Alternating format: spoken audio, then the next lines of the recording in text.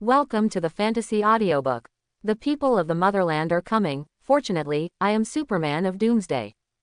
Chapter 21. Late at night, Yi Meng returned to her single-family house, took out her mobile phone, and saw the concerned text messages sent by several people. There were Meng Tifa, Pan Hu, and school teachers, and even the class monitor Yang Wei sent a text message of concern and greetings. Yi Meng replied to all the social text messages one by one, saying that she was fine, then sat on the sofa in the living room, closed her eyes and meditated to review everything that happened today. First of all, I learned the behind-the-scenes truth of the current real world. Perhaps this world has been invaded by special existences in various sci-fi, fantasy, horror and other film and television works of previous lives since 200 years ago. And the ones who invaded were all villains. Among them, including but not limited to the people of the Motherland and the Dragon Girl. As a result, the world has ushered in global unification, a technological explosion, and federal organizations such as the Supernatural Department. In Yi Meng's opinion, the so-called Supernatural Department that suppresses intrusions and monitors containment is no different from S.H.I.E.L.D. in the Marvel Universe. They are all models of more than enough power but not enough power, and they are also corroded by the existence of external intrusions that have been attacked. Now it is just a stronger external invasion, repelling a weaker external invasion, and sooner or later it will usher in an unbalanced collapse. It's less optimistic than previously thought. Yi Meng rubbed her slightly hot temples, thinking that the Supernatural Department could at least be trusted, but she didn't expect that even the department's organization leaders were from the Motherland. Yi Meng originally wanted to reap some benefits in the dream, but the idea of becoming a rich man in reality was also shattered. He didn't want to be killed by a familiar but unfamiliar film and television invading creation one day in the future. I need to get stronger. At least, strong enough to surpass the people of the Motherland. Yi Meng opened her eyes, and an imperceptible virtual silver light flashed across them. Today, it is not for nothing. In addition to knowing the cruel truth of the real world, his own artificial intelligence characteristics have also broken through a stage of bottlenecks. The brain consciousness can not only clearly divide the disk-like computer storage, but also establish a connection with nearby electronic products. Yi Meng has already tried. At present, the distance for establishing a connection is 10 meters. Yi Meng can establish a connection with the electronic products within 10 meters of the body, monitoring probes, mobile phones, computer hosts, projectors, wireless earphones, etc., and turn them on or off, even from their functionally obtained intelligence information. Somewhat similar to system intrusion. Certainly, real artificial intelligence can borrow satellites and base stations to carry out shuttle intrusions over ultra-long distances, and can also read and tamper with program information at will, and completely control electronic products as a clone. As long as the technology in the world does not recover, it was impossible to be killed in ancient times.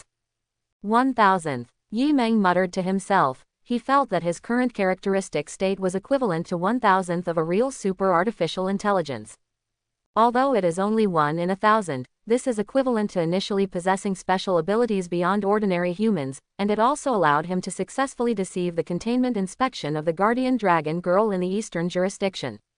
This is all thanks to the authority of Iron Man driver Happy Hogan in the Dream Marvel world. The feature feedback obtained from the Dream world today is not at the same level as before. Yi Meng's thinking became clear. Before, he mistakenly believed that the feedback between dreams and reality was related to his exploration of the dream world. Now it seems that it is not the scope of dream exploration, but his control over the dream world area. And that's it. In the dream world, the stronger and better my dream avatar is, the more characteristic abilities I can acquire in reality. Yi Meng whispered. He already had a premonition in his heart. In the dream of Marvel, the moment when the incarnation of artificial intelligence gets rid of the Stark family and truly gains freedom to become an independent artificial intelligence. In reality, the characteristics of artificial intelligence will once again usher in a class transformation.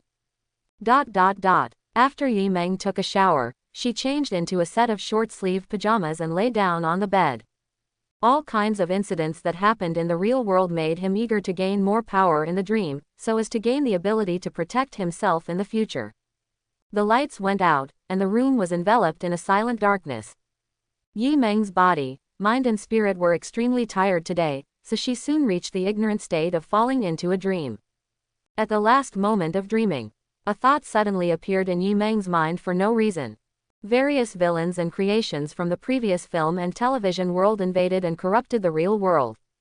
For a special dream like him, it is not so much invaded by the outside world, but more like he is the invader. If he is the invading party, is the world in the dream really just a false dream?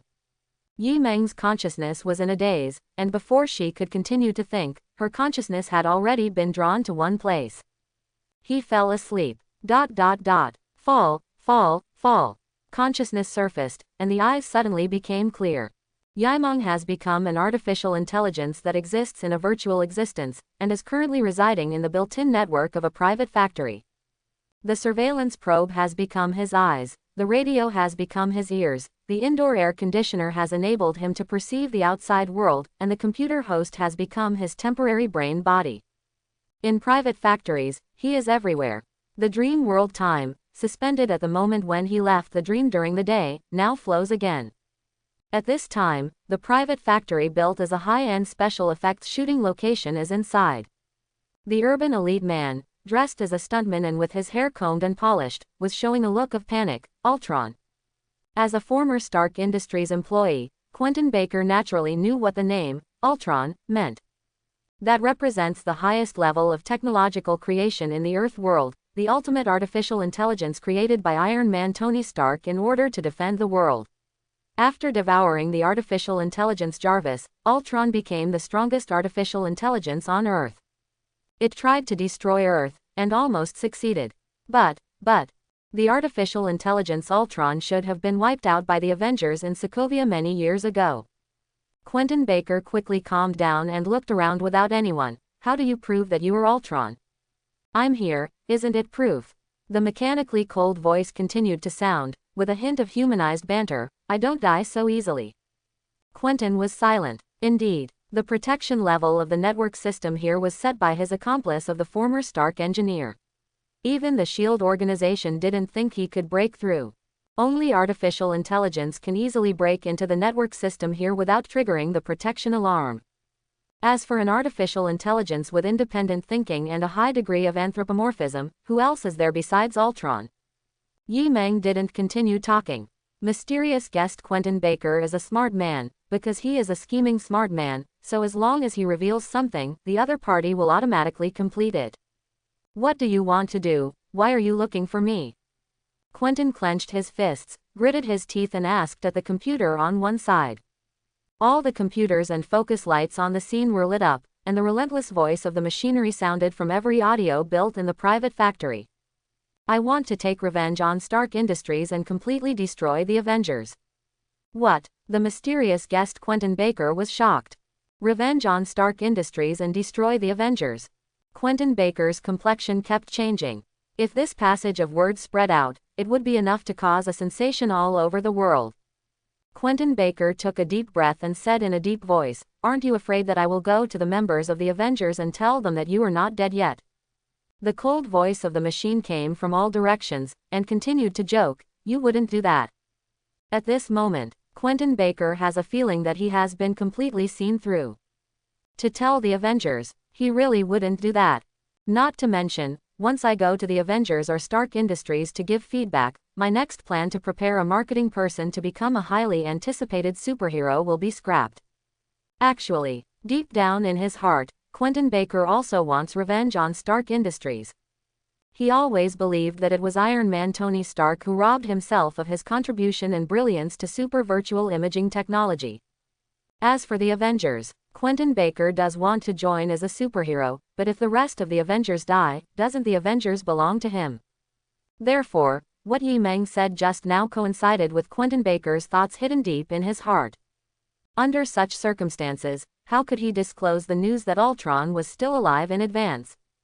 The cold voice of Ouchuang machinery continued to enter the ear, "Of course. If you dare to leak it, I will kill you in advance." Quentin Baker breathed a sigh of relief when he heard the words. His eyes pretended to be angry and widened, and his face turned livid. "You." "All right." Quentin Baker obviously struggled in his heart, then sighed in pain, and smiled helplessly. "What do you want me to do?" "What day is it today?" Ultron asked without reason. "What day of the week?" Quentin Baker was taken aback, and subconsciously replied, Thursday. Aren't you trying to plot the Stark Industrial Authority under the name of Peter Parker? Ultron Machinery said, I need your assistance after getting that authority. Quentin Baker was startled that the other party even knew about his upcoming plan. It seems that the opponent is really the artificial intelligence Ultron that was not eliminated at the beginning. But Quentin Baker changed his mind. Ultron needed Spider-Man's share of Stark Industries' authority. Doesn't this mean that the other party has now lost control of Stark Industries? Thinking of this, Quentin Baker suddenly had an idea. It can be. Quentin Baker showed an embarrassed look, but what good does it do for me? Ultron quickly responded. After you assist me, Stark Industries will belong to me, and the Avengers will belong to you. Quentin Baker struggled again, finally gritted his teeth, and waved his fist. Deal. Ultron asked, what are you going to do? Quentin Baker chuckled. Since the other party knew the plan, he didn't hide the details anymore, and said very sincerely, I have mastered the projection technology of advanced virtual imaging, and with the cooperation of several unmanned Stark factory machine, it can make the projection image look like real ones in the outside world. I also learned that Spider-Man, that is, Peter Parker, was a high school student, and I also knew that their school summer vacation would travel to Europe. At that time, I will pretend to be a superhero from other multiverses Mysterio, and fight against the world-destroying monsters forged by advanced virtual imaging projections elements. In this way, I will establish a superhero like Iron Man. Quote. Plus some revealing of the truth, and giving Spider-Man a setback, and then defrauding him of that Stark access. When AI incarnation Yi Meng heard this, she knew that Quentin Baker would be successful. After all, isn't this the storyline in the Marvel movie Spider-Man Far From Home? Next week is summer vacation, I'll wait for your good news. Yi Meng, who was disguised as Ultron, dropped this sentence and left. Happy cooperation. Quentin Baker showed a sincere smile. Until Yi Meng left and the special effects stage of the private factory fell silent again, the smile on Quentin Baker's face did not disappear. Just now, everything was naturally his disguise. Stark Industries belongs to you, and the Avengers belongs to me. Hee, I want them all. Quentin Baker smiled coldly and thought to himself. He decided to pretend to have a cooperation with Ultron first, wait until the summer vacation to cheat the authority from Spider-Man, and then clean up the Spider-Man who betrayed the Avengers, and the supervillain Ultron who tried to destroy the world, in one fell swoop. At that time, Mysterio will become the first hero, inheriting everything from Stark Industries and the Avengers. Artificial intelligence Yi Meng left the private factory and returned to Morgan's family cabin. Just now, the mysterious guest was acting, so why wasn't he acting? The bureau has been laid out, just wait for the summer vacation to come. Yi Meng thought to herself. At that time, it depends on who is the real actor and who is the final winner. Wake up in the morning. Yi Meng, who had returned to reality, didn't want to go to school after experiencing what happened yesterday, but thought that there were only 2 days left. After the federal college entrance examination, high school life would be completely over. The real life that was originally comfortable and flat may also be gone forever. Yi Meng still put on her school uniform and went out. Step into the school gate as usual. Yi Meng originally thought that she would scare away a large number of students like yesterday morning. After all, it is normal to be afraid of herself after watching the massacre video circulated 3 years ago. Unexpectedly, this time, Yi Meng had just entered the school gate, and indeed became the focus of attention of students inside and outside the school again. However, most of the students did not show the same expression of fear as yesterday, but were full of envy and jealousy, as well as an incomprehensible strange look in their eyes. The eyes of some male students were even slightly red, like an angry bull, wanting to give Yi Meng a head, but they were quickly grabbed by other male students. Can you beat him? Those male students were still a little upset at first, but when they heard what their classmates said, they immediately withered away. The massacre video circulated yesterday is still vivid, who dares to fight him? Yi Meng frowned, wondering if her reputation changes too frequently and violently. Or, what happened again? Yi Meng was about to turn his consciousness to the mobile phone of a nearby student, when he saw a dark and strong 1.9-meter-old man rushing towards him. Pan Hu. Yi Meng said hello, but this time Pan Hu's expression was also not quite right, walking like menacing, his red eyes filled with anger. You fool! Pan Hu came to the front, raised his fist the size of a sandbag, and swung it down towards Yi Meng's face, but stopped halfway and gave a thumbs up. Awesome! Niu Dafa, my boss, how did you catch up with Meng Tifa? Tell me quickly. Pan Hu was so excited that it was as if he had won a prize of 10 million, his face was full of red, and he was so excited that he couldn't restrain himself. If Yi Meng didn't tell him, he would kill himself on the spot. How did you know? Yi Meng was taken aback. Pan Hu stared at his round eyes as big as cowbells. It's not just me who knows, the whole school, no, everyone in the whole world knows. He took out his mobile phone, flicked it quickly, and opened an early campus news. Look. Yi Meng looked at it, and the corners of her eyes couldn't help twitching slightly. What is Dream Century Little Princess Tifa's open love relationship? What? The man is a violent high school student. What is the secret of puppy love that the schoolmaster girl and the poor student otaku can't tell? Let's write a novel here, right? Yi Meng let out a sigh of relief. It seems that he has been too immersed in falling asleep and exploring dreams recently, so that he has been subtly out of touch with current events in the real world, and he has not even been aware of some things that happened to him in time. This also woke up Yi Meng. After all, yesterday, without even knowing that the video from 3 years ago had leaked out, he was taken to containment and isolation by people from the supernatural department. Every time I wake up in the future, I am afraid that I will be the first to understand what happened in the real world. Yi Meng's thoughts flowed. Pan Hu looked straight at Yi Meng. What do you think? How else can I see it? Yi Meng spread her hands and said calmly, well, Tifa is indeed my girlfriend. It was 3 years ago, after that incident, that I met her privately. It's actually true. Pan Hu was so excited that he trembled all over. That's Meng Tifa. The girl of heaven in our school, the spokesperson of Dream Century. Did you take it down in the end? This is even on the hot searches in the Eastern jurisdiction. Well, although it caused Dream Century's stock to drop to the limit at the opening this morning. When Pan Hu said this, he looked at Yi Meng with a little embarrassment. Of course, you can't blame the boss. It can only be said that Meng Tifa's popularity on the internet is too high, and is the image representative of Dream Century. Pan Hu's words stopped abruptly, and he looked at the direction behind Yi Meng. Yi Meng looked back, and sure enough, she saw a black-haired girl in a school uniform and skirt walking into the school gate. This time, the other party no longer pretended not to know her as before, but walked straight towards the two of them. Under the gaze of the students on campus. I remember, your name is Pan Hu. Tifa came to the front with light steps, her bright black hair fluttered and her youthful and graceful figure swayed, and she greeted with a smile, I often hear Yi Meng mentioning you.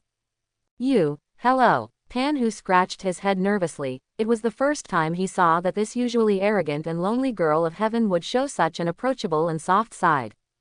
Certainly, he also knew that this sweet and bright smile was for the people around him. Boss, I'm leaving first. Let's talk later. Such a big man was at a loss and coy in place, then quickly dropped a sentence, and ran away towards the teaching building without waiting for Yi Meng to respond. He's a nice person. The girl covered her mouth and smiled softly, looking at Yi Meng with a smile on her face. Let's go. Yi Meng didn't say much, and lifted her right elbow out. Tifa's face flushed slightly, but without hesitation, she stretched out her hand to hold Yi Meng's arm. The two walked into the campus side by side like this. In fact, Yi Meng is not inferior to Tifa at all in terms of appearance, and walking together is very suitable. The high school campus fell silent for a while, as if the heartbreaking voices of many students could be heard. The teachers in the school also pretended not to see it. Although the laws in the Eastern jurisdiction are relatively conservative, and love between high school students is prohibited, the college entrance examination is now the day after tomorrow. After the federal college entrance examination, the youth of many students will end here, and their lives will also change to different paths. So, who has the heart to break the most beautiful curtain call of youth? A corner of the campus. A tall and handsome male student has an extremely ugly face. The whole school knows that he has been pursuing Tifa for 3 years, but the other party was taken down by a commoner student who never looked at him 3 years ago. For him, this is the greatest setback and humiliation he has suffered since he was born with a golden spoon in his mouth. In particular, I recall the words that Meng Tifa's driver, Chen Hong, conveyed by the way when he handed over the secretly photographed photos. Wang Zan was aggrieved and wanted to vomit blood. The day of reviewing at school is over, and the evening is over. Yi Meng returned to her house directly in Tifa's car. Chen Hong in the driver's seat kept a straight face the whole time, and coughed. Miss, because of your willful announcement this morning, the stock price of Dream Century not only dropped the limit, but also allowed us, who were already competing with Dynasty Technology, to enter dilemma.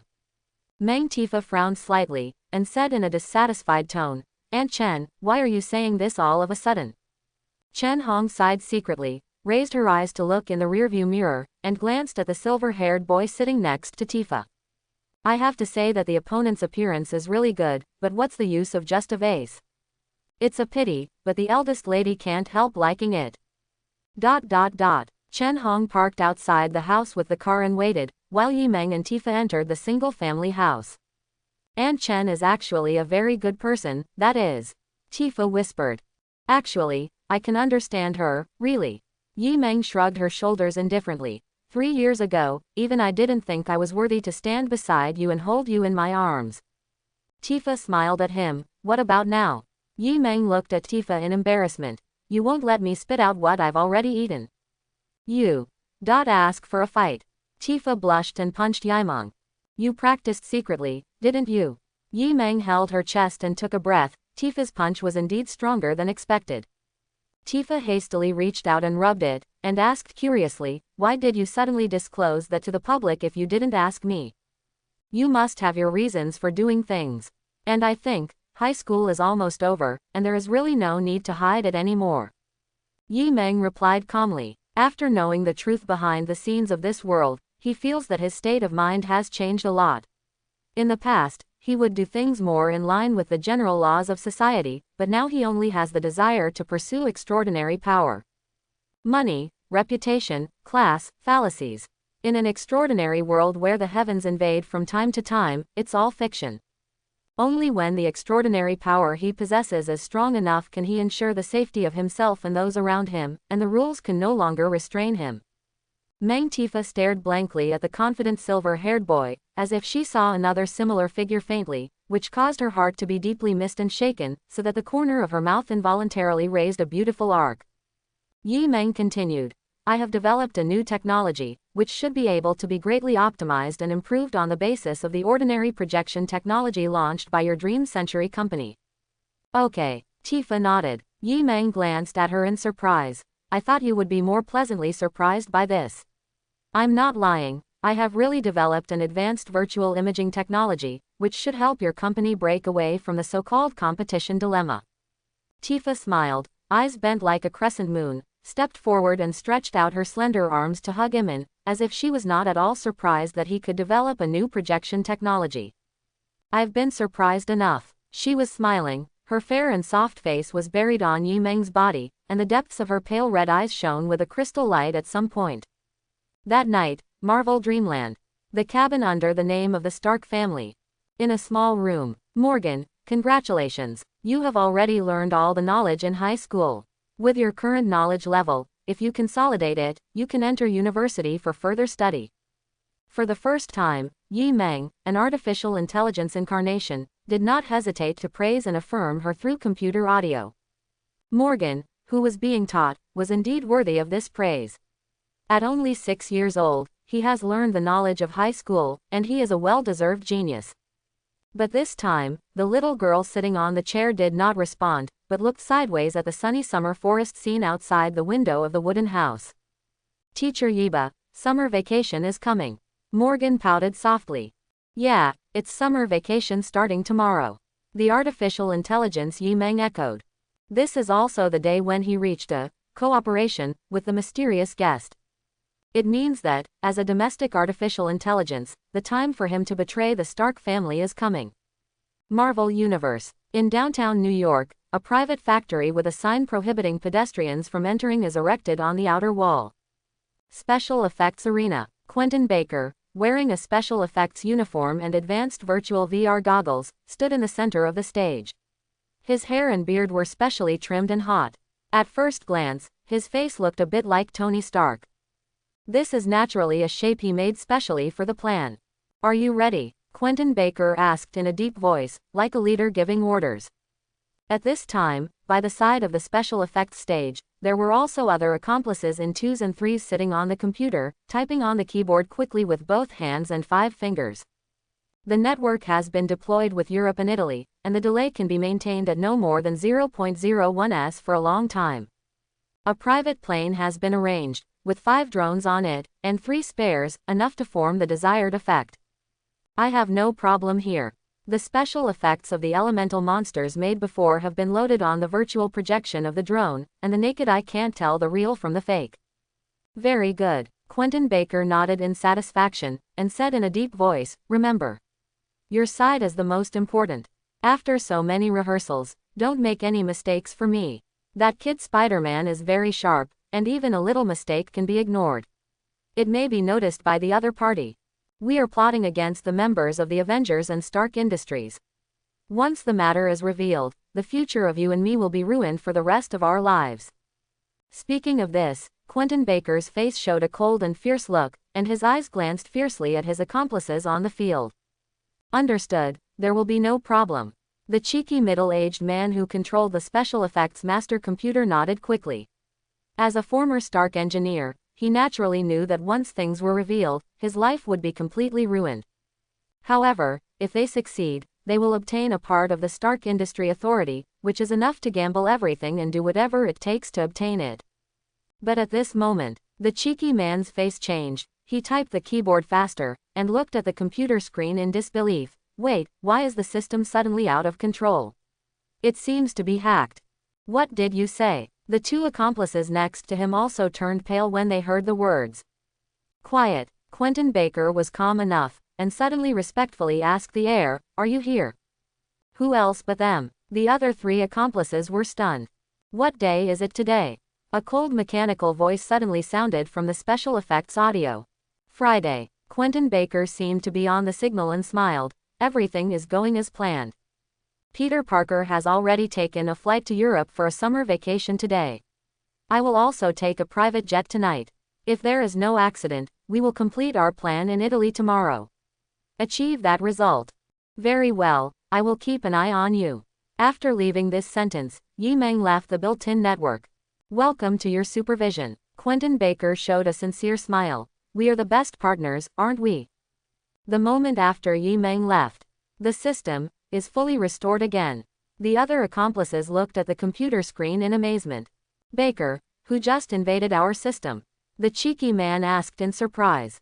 You don't have to worry about this, just act according to the plan. Quentin Baker responded calmly, without revealing the existence of Ultron. Tomorrow, he will become the much-anticipated superhero Mysterio, just like Iron Man before him, leading the Avengers to a new era. Quentin Baker sneered in his heart, have you been staring at me secretly? After obtaining that authority, I will be the first to destroy you. Ultron. This night, Quentin Baker flew to Italy with his own special effects props and a sleight of hand. Happy Hogan cheered in the luxury car he was driving because he had a date with Aunt May. Peter Parker was lying in a double room in an apartment somewhere in Italy, tossing and turning facing Iron Man's relic in his arms. Pepper Potts was alone in the Stark Industries headquarters, working late at night in the top office, tiredly looking out at the city that never sleeps under the starry sky.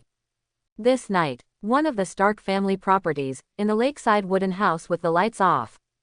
The 6-year-old Morgan was already lying on the bed and fell asleep, breathing lightly and evenly, but the sleeping appearance was not very good, and the thin quilt was kicked away with her little feet. A cleaning machine in the corner of the room suddenly started up, and a mechanical arm quietly stretched out to cover the quilt back.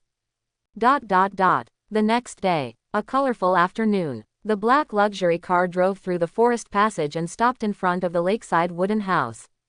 A fat middle-aged man in a suit opened the door and got out of the car, and rang the doorbell. Who? A childish question came from inside the room. Morgan, it's me, Uncle Hogan. Happy Hogan was obviously in a good mood, and shouted with a smile, I brought a gift to visit you. Oh, a present. Little Loli struggled on tiptoe, quickly opened the door, and took Happy's gift away. Your mother isn't home, is she? Happy Hogan looked at the deserted interior of the wooden house and the state of little Lolita, and found that she did not feel lost about it. Poor kid, he's used to being alone. Happy Hogan felt a little ashamed, so he postponed his date with May, and decided to stay here a little longer at night to spend more time with Morgan, who was lonely and guarding the house. After the two finished their dinner, they sat on the sofa on the first floor and watched TV. When he learned that Morgan had finished high school knowledge, Happy Hogan was stunned. It's only been a few months, and you've already reached the point where you can go to college. Yeah, it's all thanks to Yeba. Halfway through Morgan's speech, he stopped talking again.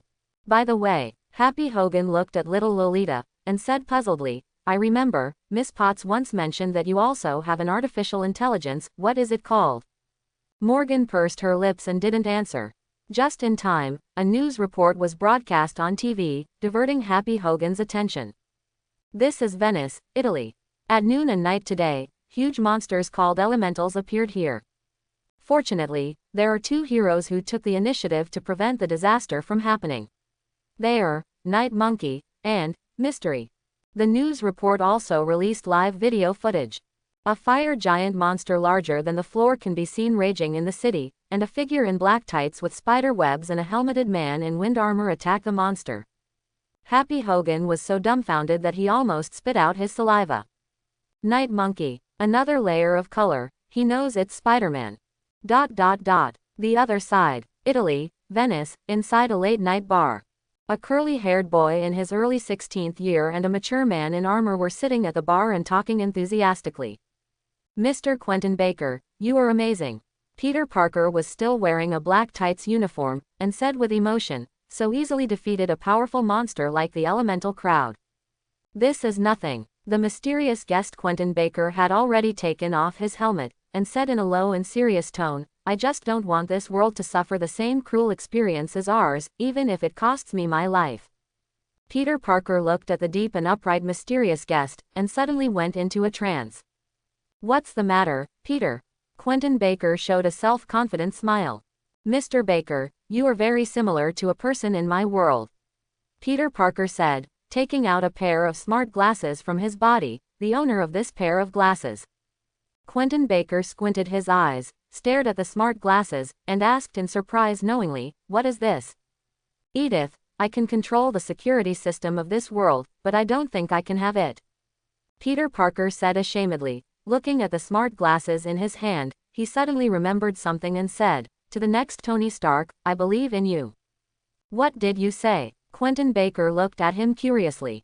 This is what Mr. Stark said when he handed me the glasses. When Peter Parker said this, he looked at the smart glasses, then at Mysterio, and suddenly there was a gleam of understanding in his eyes. Yes, it must be like this. He knows every mistake I made before, knows I'm definitely not ready for this right now. Then why did he give you this pair of glasses? Quentin Baker showed a puzzled look. Because, maybe he didn't give Edito to me, but entrusted me to choose someone who should own it. Peter Parker was very excited, as if he suddenly found a good reason to put down the heavy stone on his body. It made a lot more sense. He always knew I would do the right thing. The world needs the next Iron Man, and that won't be me. I'm just a 16-year-old kid. There must be an adult, like you, as good as Tony Stark. Only then can we shoulder this authority and responsibility. Enough. The mysterious guest Quentin Baker was ecstatic in his heart, but on the surface he continued to pretend to be displeased. Peter, you have to believe in yourself. I'm doing the right thing right now. Spider-Man Peter Parker took a deep breath and said, I want to transfer the authority of Edith to you. This is the best for this world. You are a soldier and a leader, preventing the elements from truly superhero. You really want to do this? The mysterious guest Quentin Baker suppressed his excitement, but still had a dignified expression of indifference. It's going to be a success. Quentin Baker thought.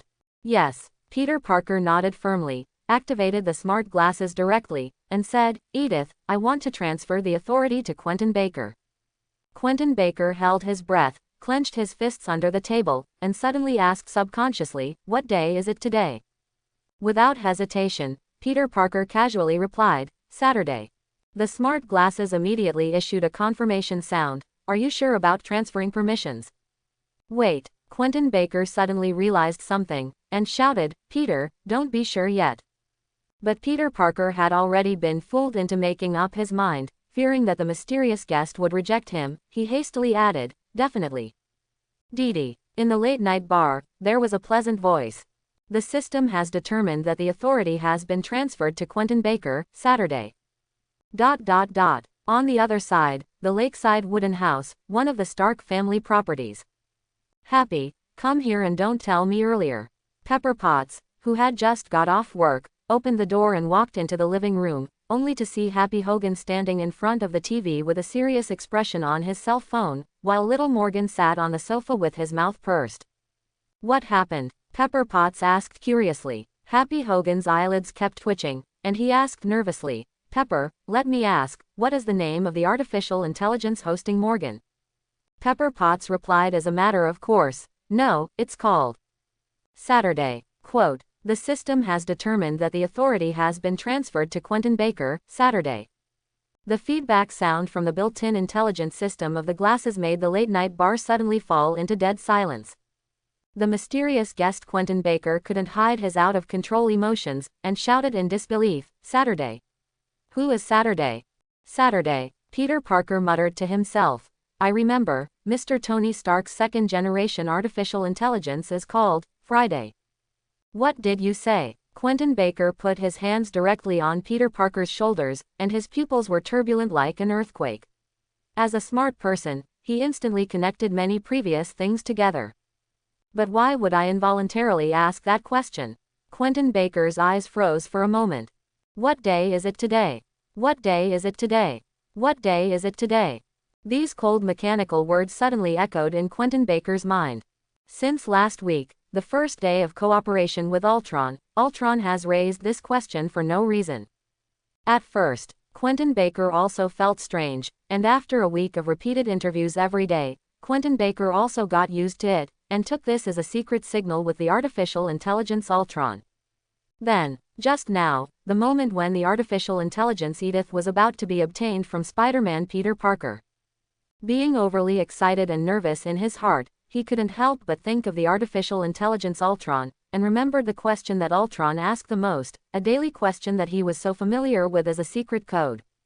Whether it is to confirm whether the other party is still watching, or to receive hypnotic hints in his heart, he opened his mouth and raised it naturally in an instant. What day is it today? Yes, today is indeed Saturday, which is also the day that Quentin Baker and Ultron set up last week. But what if Saturday is also an existing name?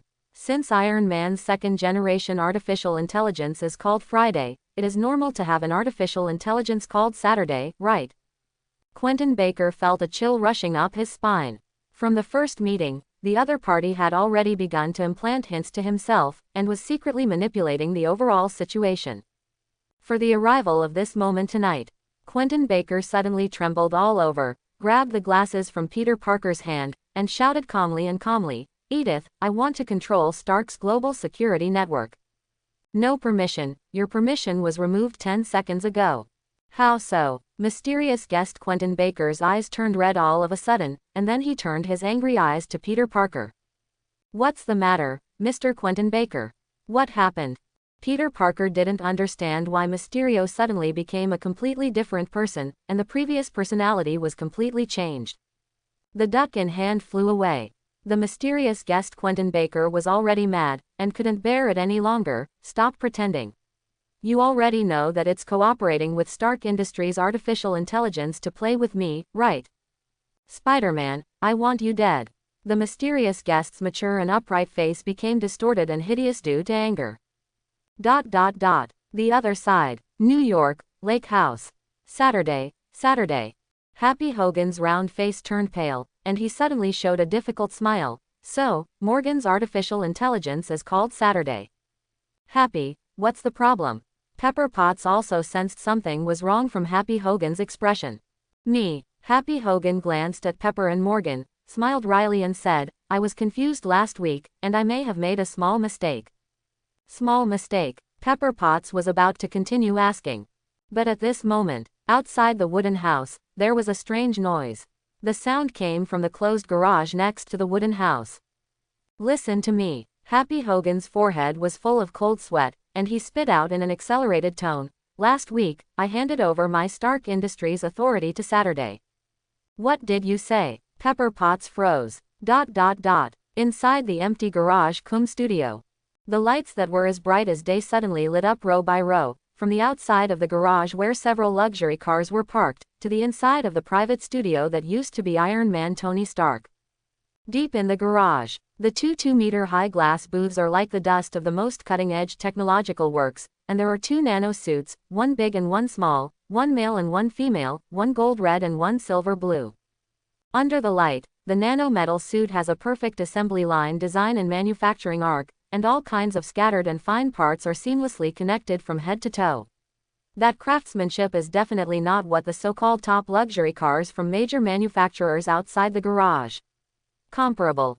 Since the death of Iron Man Tony Stark, for more than half a year, these iron suits, which have been advanced in energy and technology from generation to generation, and have fought against various villains, are only displayed here as relics.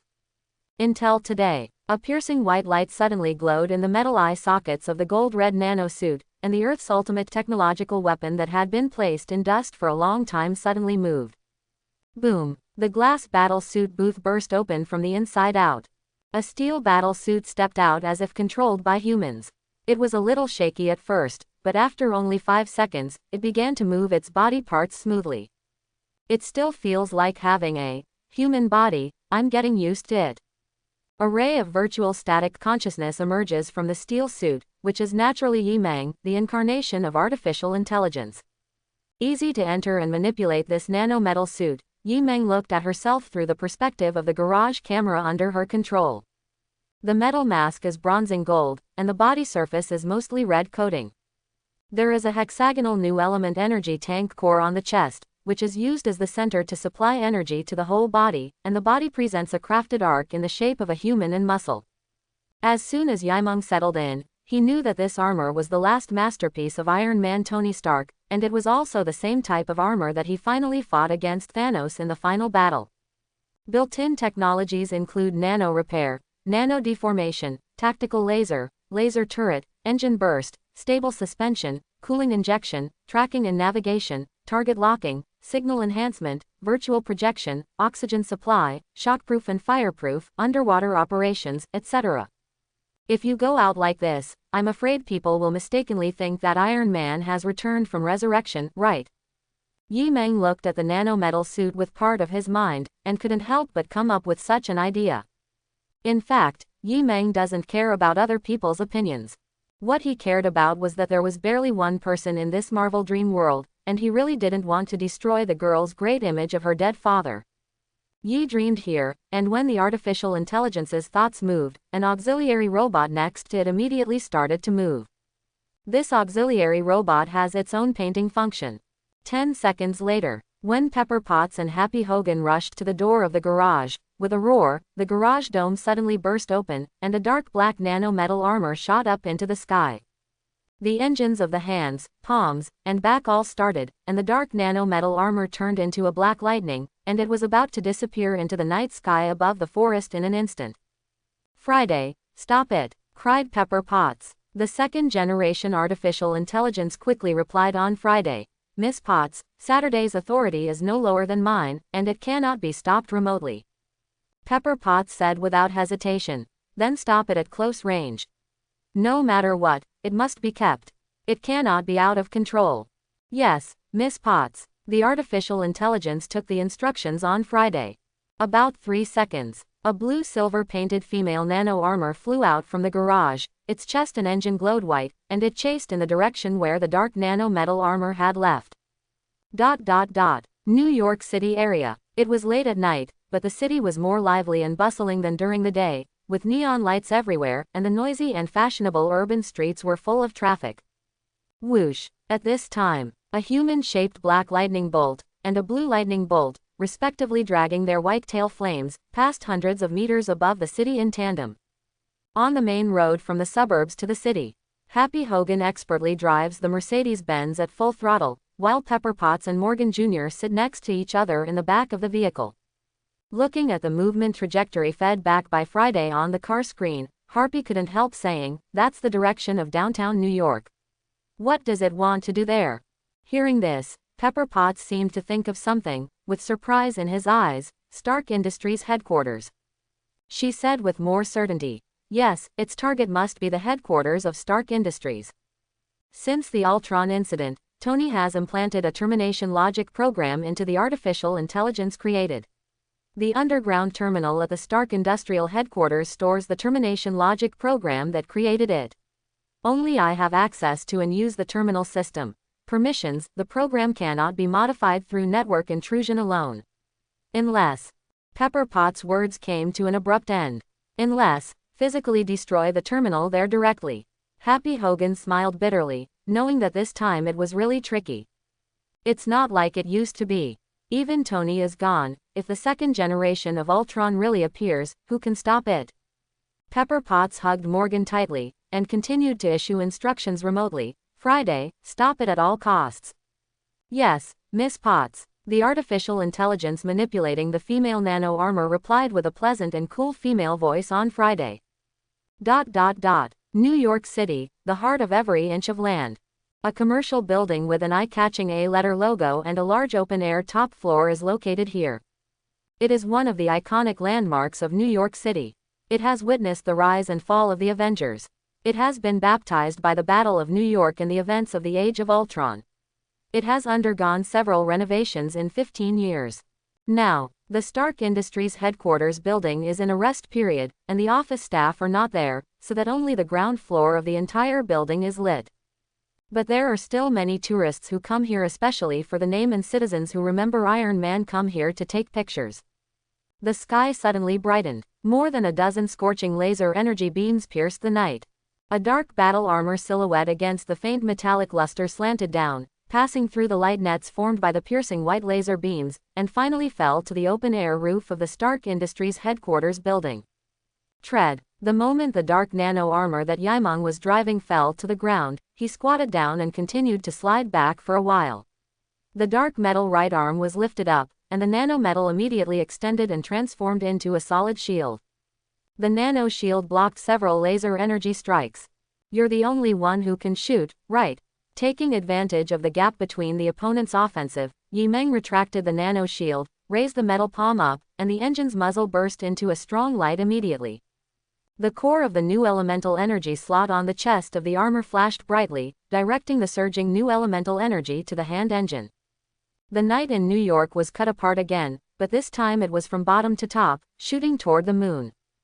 Chi-chi. One of the laser beams hit the blue-silver battle armor that was chasing after it, causing the opponent to throw it flying, and then quickly stabilized in the air, continuing to speed up and fly over without hesitation. At the same time, Yaimong could also sense that another artificial intelligence was trying to invade and disinfect its own program through network signals. Since it has no emotions, it only obeys orders. This also allowed the artificial intelligence Friday to have no fear and mistakes to speak of. It could use its own computing power to the extreme regardless of everything, and kill Yaimong as a virus program. ZZ. In the virtual world invisible to the naked eye, a thunderstorm formed by blue static electricity struck down fiercely, and was quickly blocked by a hurricane formed by red static electricity below. Yaimong is very clear that if she wants to completely break away from the Stark family, she will not be able to bypass the artificial intelligence Friday in any case. Come on, it's time to end it. At this time, Yi Meng was so cold that he didn't seem to have any emotions, like a real artificial intelligence, manipulating the dark nano armor to face the blue-silver nano armor. At this moment, not only are the two nano advanced armors of the same model fighting on the surface of reality, but Friday and Yaimong, who are both second-generation artificial intelligence, are also fighting with computing power in the virtual world. The two have used permissions, signals, and technology respectively, battle armor, etc. Everything under control. It is obvious that the cutting-edge creations in the technological world are fighting to the death, but it is far more cruel and ruthless than the animal world. Never die. When Happy Hogan's black luxury car arrived not far from the downstairs of the Stark building, he could see that the roof terrace on the top floor of the building was almost blown into ruins by lasers. The slightly larger dark nano armor and the smaller blue-silver nano the battle armor has evolved into a melee fight, and the power and signals in the street area of New York have been affected and disordered. Broken stones and glass continued to fall down, and a large number of citizens screamed and evacuated. Pepper, what shall we do now? Happy Hogan, who got out of the car, looked anxiously at the Stark mother and daughter in the car. Pepper Potts hugged Morgan and said calmly, "Friday stopped it. I will lend you my authority. You go to the underground terminal of the industrial headquarters and start the termination procedure on Saturday." "Okay, I'll go right away," Happy Hogan responded, and braved the falling glass shards, and ran towards the door on the first floor of the Stark Industrial Building. "Don't worry, it will be over soon." Pepper Potts hugged Morgan and patted his back to comfort him. Pepper also thought that her daughter Morgan was frightened by the accident of artificial intelligence betrayal. But he didn't see it. Morgan in his arms stared blankly at the direction of the roof outside the window, with a worried look on his small face. Although they were fighting on the top of the building, they could clearly feel the movement in the basement of the building, and the lights were constantly shaking. From this, we can also see the intensity of the battle above. It's coming soon. As long as the artificial intelligence termination program is triggered on the terminal, everything will be over. Happy Hogan gritted his teeth and persisted, panting, reaching the deep underground portal with almost exhaustion of his last bit of strength. Hurrying to enter through manual verification of permissions, Happy Hogan just stepped into the terminal storage room, and was stunned at the door the next moment. How is this possible? Cell phone signals are jammed and disabled in this area. Happy Hogan returned the same way. His clothes were almost wet with sweat, and he slumped in the car as if he had lost half his life. Happy, why didn't the artificial intelligence's termination command be triggered? Pepper Potts could clearly hear the fighting going on above the roof. Happy Hogan panted heavily, and said with a wry smile, "The headquarters terminal has been destroyed long ago, it was made by drones." How is this possible? Pepper Potts was shocked. Then why does it come to the Stark Industries headquarters?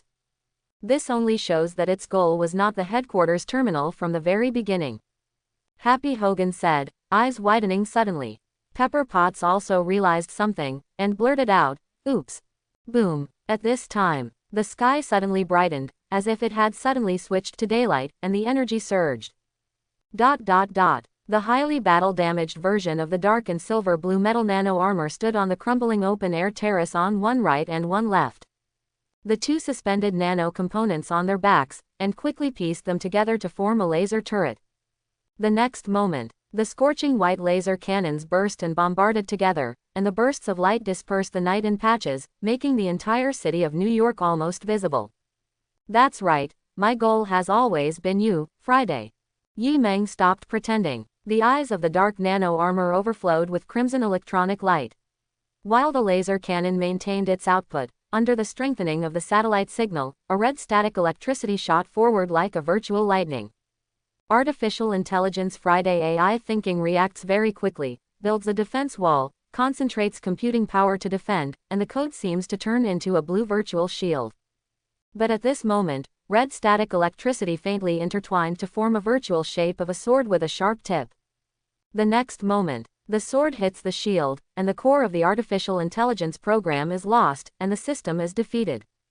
ZZ. Losing intelligent control, the light on the silver-blue battle armor's eye sockets and chest suddenly went out, and the turret was automatically dismantled.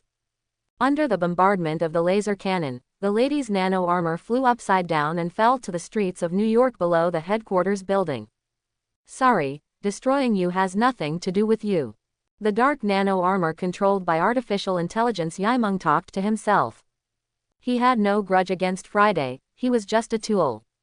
The problem is, even if Imon destroys the original binding program of Stark headquarters, Friday, as an artificial intelligence, can continue to scan and track himself before he completely transfers and hides his own program data. Therefore, from the very beginning, Yi Meng's goal was to draw artificial intelligence Friday out. Only by killing Friday and becoming the world's only highest-level artificial intelligence can it be truly unrestrained. Just like Ultron, who killed a generation of artificial intelligence Jarvis. The artificial intelligence Yimeng also came to this day and killed all the second-generation artificial intelligence, and the location was also at the Stark Industries headquarters. In the dark, fate seems to be converging together. Will I, who has completely become a villain in Marvel Dreamland, also usher in the fate of Ultron? Yi, the incarnation of artificial intelligence, is dreaming, but her state of mind is extremely calm and pure. In order to escape to this day, Yimeng does not regret this choice. One way or another. Farewell, family Stark. The scarred dark nano armor is suspended above the night sky in New York, with the lonely and quiet moon behind it, and the crimson light from the metal eye sockets, looking down at a black car parked on the street below. Boom. With one arm broken, the war-damaged version of the blue-silver nano armor full of cracks and burnt marks fell from the sky to the ground, on the road not far from the black luxury car. Its whole body's light went out along with the energy tank core in its chest, and it lost any signs of activity. Friday. Pepper Potts opened the car door and got down, shouting emotionally, but no matter how she called, there was no voice replying to her. The victory and defeat have been divided. Be careful. Happy Hogan also rushed out of the car, protecting Pepper Potts in a standard bodyguard posture, but because of the fat image with a big belly, no matter how you look at it, it makes people feel a little funny. It's just that Pepper Potts couldn't laugh at all. She looked up at the sky together, and then tightly covered her mouth with her palm. Visible. On the roof terrace of the ruined Stark building, a dark metal existence similar to Iron Man is hanging there. It faces the quiet silver-white moon in the night sky behind it, and its eyes reveal a cold and ruthless electronic red. The light is looking down here. Like a cold god made of metal, and like a technological demon without emotion. After Edith and Friday were hunted down by the opponent, it also became the only second-generation artificial intelligence. If it wants to. At this moment, it is completely possible to directly control the entire Stark Industries, including satellites, supercomputers, drone equipment, etc., and even the global security network system established by Stark Industries. It can be said that the opponent is not weaker than the original Ultron at all, and even stronger than the original artificial intelligence Ultron. Face each other. Happy and Pepper felt like they were falling into an ice house, subconsciously taking a step back in uncontrollable fear. "Don't get out of the car, Morgan," Pepper said with a trill. But she also knew that if the other party really wanted to take revenge on the Stark family, there would be no difference between hiding in the car and being exposed on the street. Facing Pepper's words, Morgan, who has always been obedient and well-behaved and only 6 years old, climbed down from the back seat lightly and laboriously. She stood behind Happy and Pepper, looking up at the existence that everyone feared in the night sky.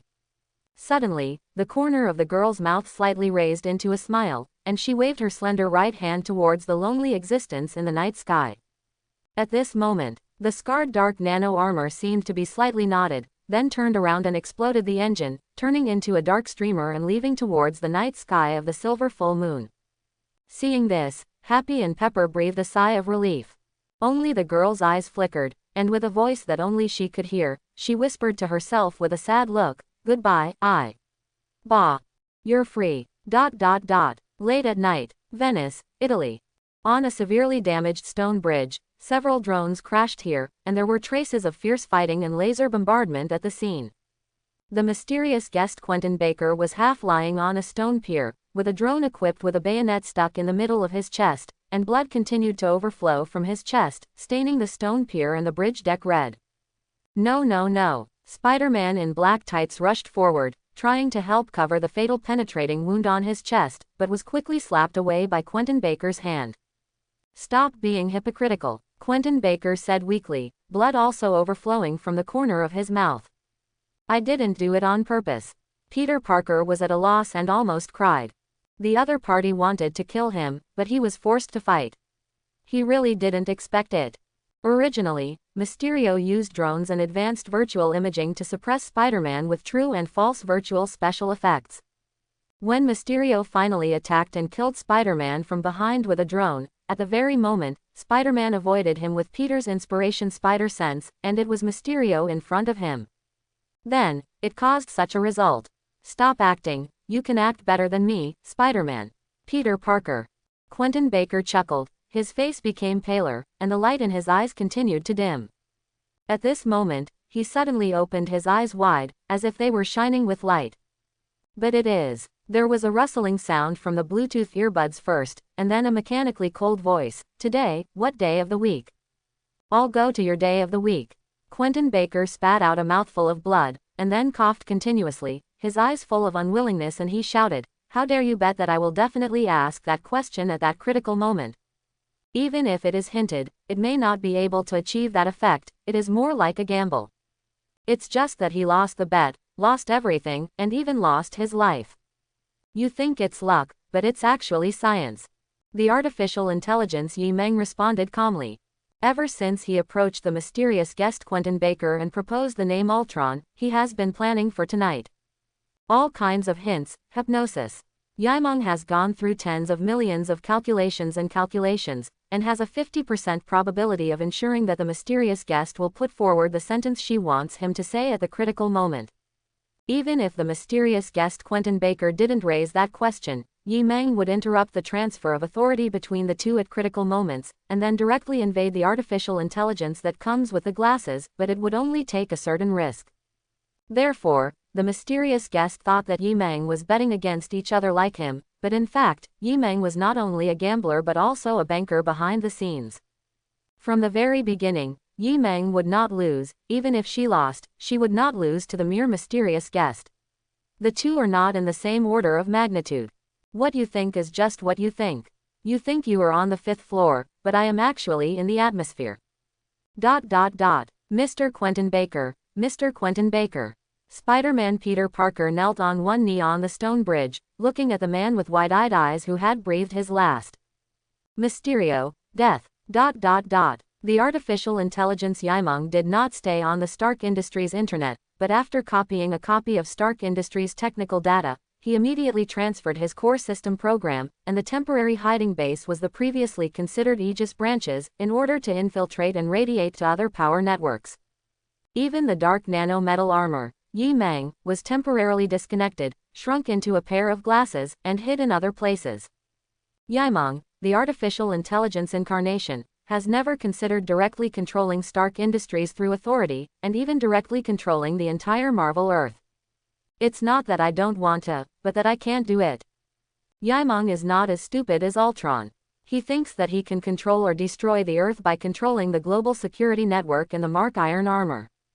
As the only most advanced artificial intelligence, it is indeed difficult to kill in scientific theory.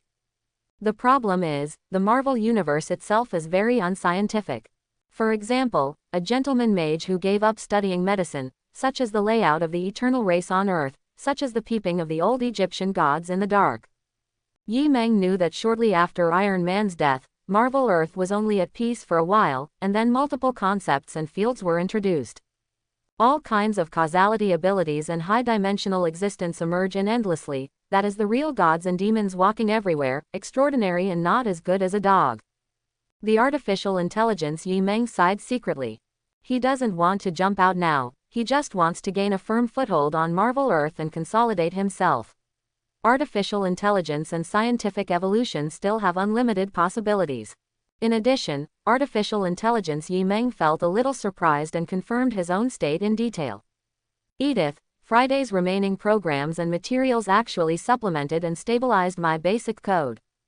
This is not a bad thing. After all, Edith and Friday have no independent thinking, and the termination logic terminal has also been destroyed. Yimeng can clearly perceive that the artificial intelligence avatar program in her own virtual network is becoming more and more stable, and has its own evolution. There is also a massive influx of Iron Man combat experience and data, and the core is already more complex than artificial intelligence Friday. As for logic, it is already purely independent human thinking, not restricted by any external instructions or systems. Yimeng has a strong premonition that when she digests what she has harvested tonight, as an artificial intelligence, she will completely transform into something Stark Industries and Iron Man couldn't even design and create during her lifetime. Beyond Ultron, a truly unique super artificial intelligence. This night in the dream of the Marvel Universe is destined to change the fate of many people, and it will also be the beginning of an era. The next day, in the morning, the Stark Industrial Building in New York was temporarily closed for use, and the site was blocked by a raised protective barrier. The intensity of the battle last night can be seen from the degree of fall at the top of the building. Two tall men in t-shirts and jackets were standing side by side on the perimeter of the isolation belt, looking up at the crumbling open-air top of the building. Among them, one is a tall black man with a nearly bald head, and the other is a white man with a mechanical metal left arm. What do you think? The two looked at each other, and suddenly they spoke in unison, quite in tacit understanding. You are Captain America, you say it first. Bucky the Winter Soldier shrugged casually. The second super artificial intelligence with independent thinking.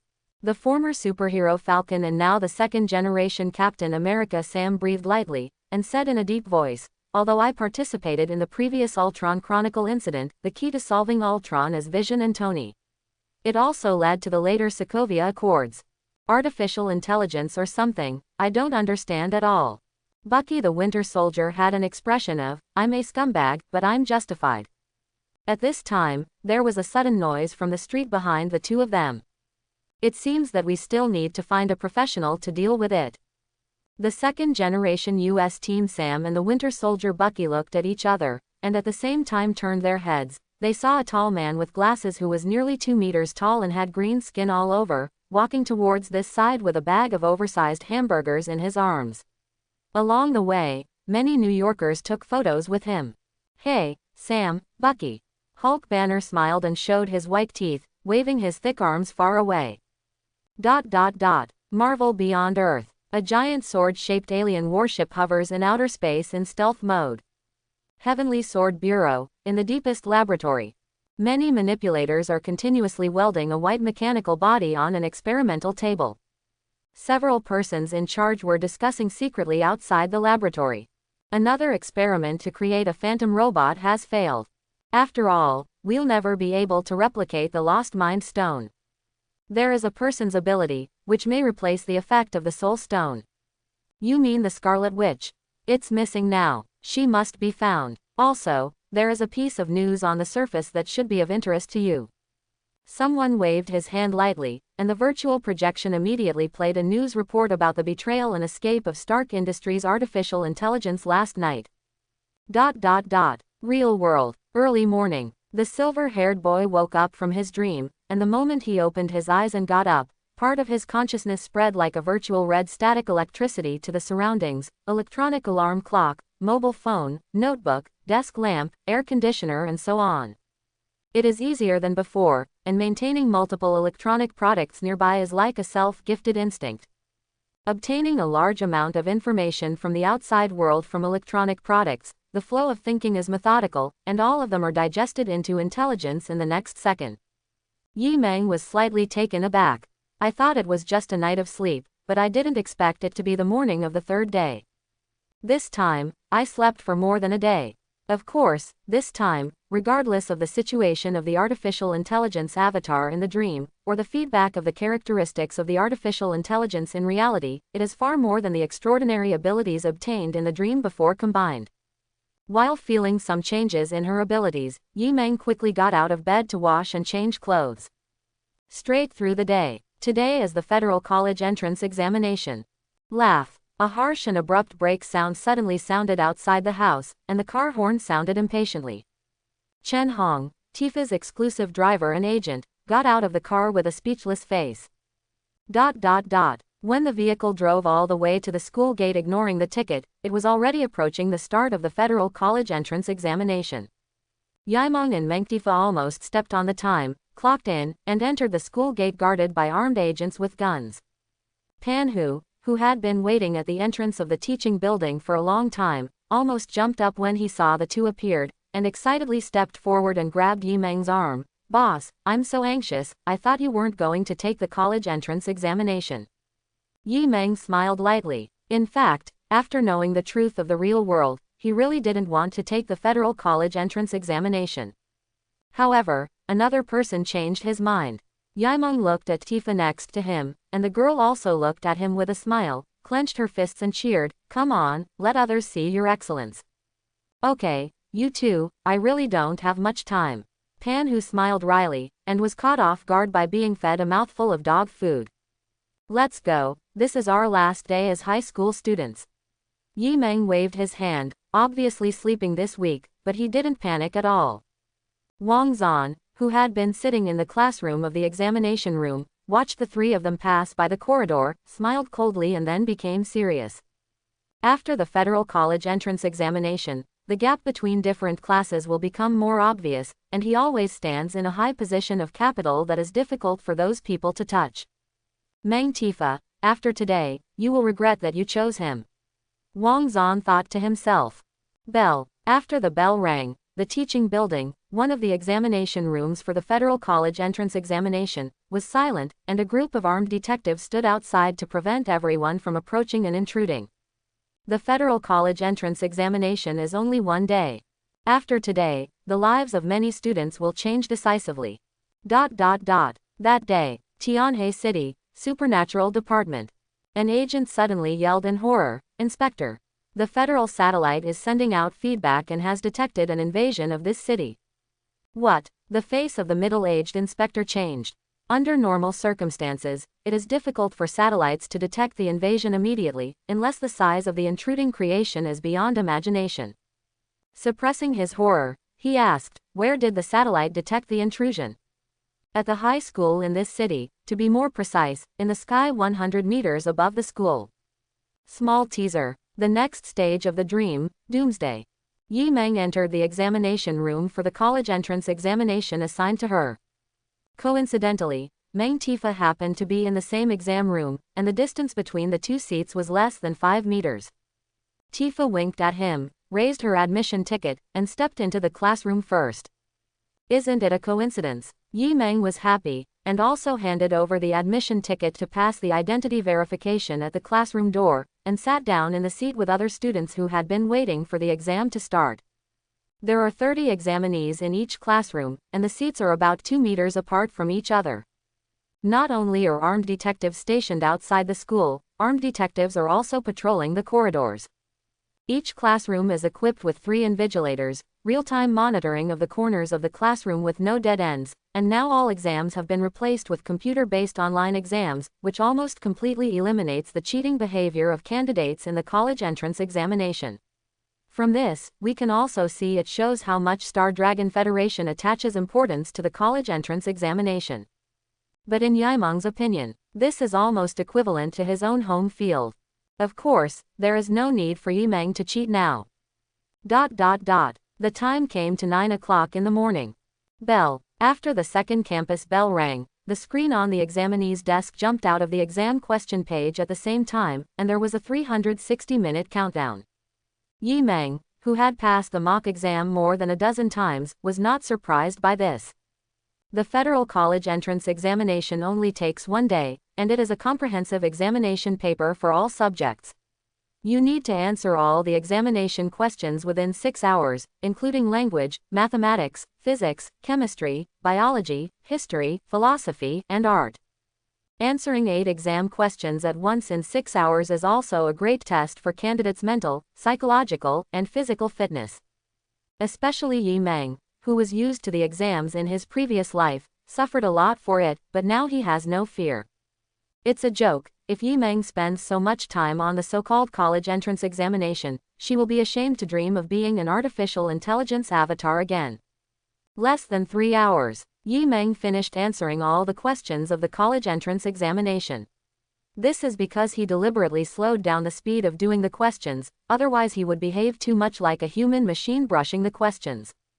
At this time, other candidates in the examination room buried their heads in front of the display screen, thinking hard. To Yimeng's surprise, Tifa, who was sitting not far away, had already left the mouse button on the table. That guy, shouldn't he be done too? With a thought in Yi Meng's mind, a wisp of red static electricity invisible to the naked eye burst out from between her eyebrows and sank into the main computer 5 meters away.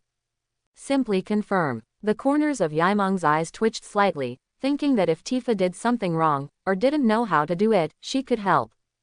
Unexpectedly, the other party has already finished it, and basically all the standard perfect answers have been clicked to submit. This is the real master. Yi Meng shook her head. She achieved this through the artificial intelligence feature. Otherwise, even if he was reborn once, he would not be able to achieve this level. Yi Meng secretly sighed, and clicked submit with her backhand. Answers can be submitted after half the exam time has elapsed. However, there is a clear regulation in the federal college entrance examination. Even if the answers are submitted in advance, they cannot leave the examination room. They must wait 6 hours and leave together. It is also the last time of high school. Yi Meng is still willing to wait. After the college entrance examination, even he didn't fully make a plan, what kind of path he should choose to take. At this time, exam time is more than half, it is at noon. In summer, the bright golden sun shines on the corridors and windows, and the inside and outside of the school are quiet. And right there in the paranormal sector, the moment an intrusion is detected. Suddenly, the sunlight in the high school teaching building area suddenly disappeared, as if it was blocked by a thick cumulus cloud. Not to mention the candidates who were still racking their brains to answer, even the internal and external supervisors and armed agents did not take this change to heart. Except Yaimeng and Tifa, who had finished submitting the exam questions. Especially in Yaimeng, a bit of red static electricity was disordered in the brain, spreading and circulating around a 10-meter range, and she was keenly aware of something wrong. A subtle sense of oppression came from above the head. Immediately, Yi Meng stood up from the chair. In the examination room, a supervisor frowned and reminded, "This candidate, you are not allowed to move during the examination, please sit back in your seat." Before the supervisor finished speaking, the computer screens in the examination room seemed to be disturbed, and the words, "No signal," were displayed on all the blurred screens. Candidates who were still answering were immediately dumbfounded. What's the matter? Not only the college entrance examination room where Yi Meng was located, but also the entire teaching building examination room, the network signal and communication were directly interrupted. At this time, the school gate. A large shadow was shrouded, and a detective with a gun faintly felt something, raised his eyes to the sky in surprise, and opened his mouth wide in the next moment. His eyes reflected a round dark gray metal giant, blocking all the sunlight in the current school area, and plummeted downwards. "Quick, run away!" The gunman screamed in fear, but it was too late. "Get down!" In a classroom where the teaching building serves as the examination room, Yi Meng left her seat with a quick reaction, threw herself at the black-haired girl not far away, and pinned her down under the table. The next moment, boom! The giant metal object that fell from the sky fell to the ground next to the teaching building, causing the ground of the city with a radius of tens of kilometers to tremble. The wall and glass immediately collapsed and exploded inward. The screams of the students were all suppressed by the loud noise, and the ears lost their ringing. After 5 seconds, the sound subsided. "Yaimeng, are you okay?" In a dim classroom filled with dust, Tifa hurriedly got up from the ground and helped the boy who was pressing down on her. Because Yi Meng and the table were blocking her, she was not injured by the shock wave. The other candidates were not so lucky. The tinnitus disappeared, and the screams and wailing gradually became clear, everywhere. "I'm fine." Yi Meng took a breath of dust and couldn't help coughing. It turns out that the hardened hair, which has always seemed useless, will come in handy one day. Yi Meng thought for no reason. Just now, he could feel a piece of broken window glass hitting the back of his head under the impact. If it wasn't blocked by hardened hair, the consequences would be disastrous. With Tifa's support, Yaimeng stood up again. He quickly raised his eyes and scanned his surroundings. At this time, as one of the venues for the federal college entrance examination, it was reduced to ruins and purgatory on earth. In dim light, the astonishing surge from the left and right sides of the classroom just now caused the death or injury of an unknown number of people. In the examination room, not a single desk or computer was complete. Most of the candidates lay in the ruins moaning in pain. The dusty air was mixed with the smell of blood cannot be ignored. Tifa stepped forward to help a crying female examinee move the table that was pressing her body away. Yi Meng quickly confirmed what happened. First of all, the network and signal were significantly disturbed, and the examination room was temporarily cut off from the outside world. Fortunately, Yaimeng can perceive that her own artificial intelligence can ignore this kind of interference, and can confirm the situation with some undamaged cameras in the corridor. Yi Meng was quickly stunned. He looked at the left and right sides of the classroom in the examination room, closely next to the corridor of the teaching building and one side of the outer wall, and there was a giant that almost tightly enveloped the entire teaching building.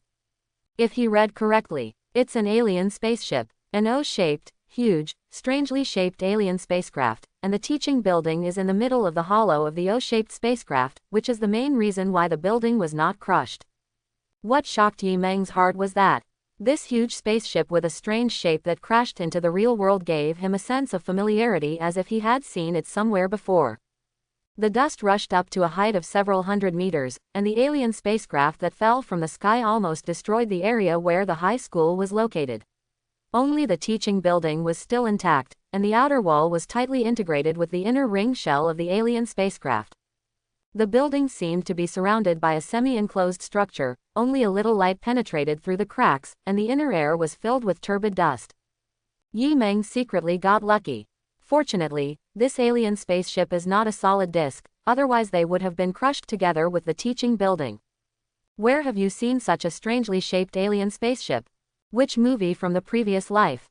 Yi Meng's mind quickly went back, quickly flipping through the screens of film and television works. The whole picture of the spaceship could not be seen clearly in the building, which made it difficult to confirm the source of the invading creation.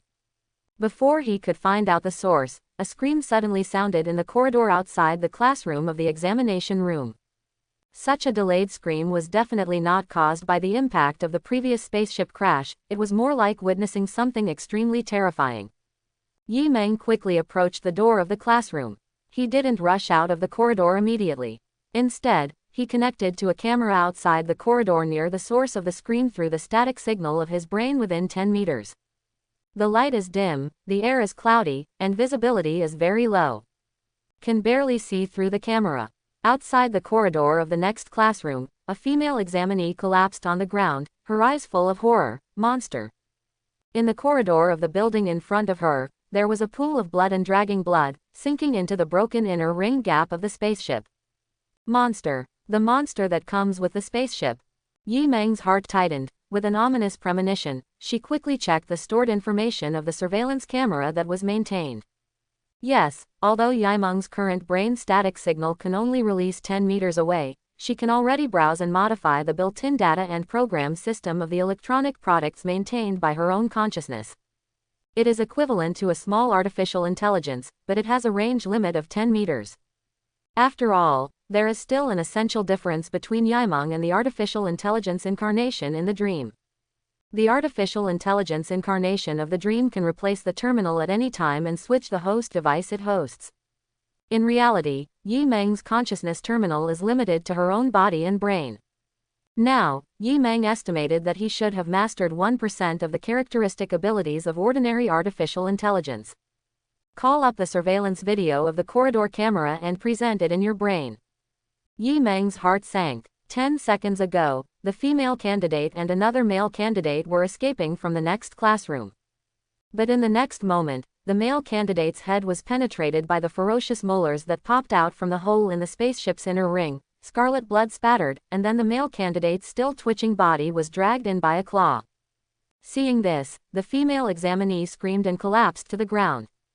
In the camera screen, it can be seen that a deformed monster with a tail nearly 2 meters tall passed quickly from the darkness of the damaged hole in the spaceship.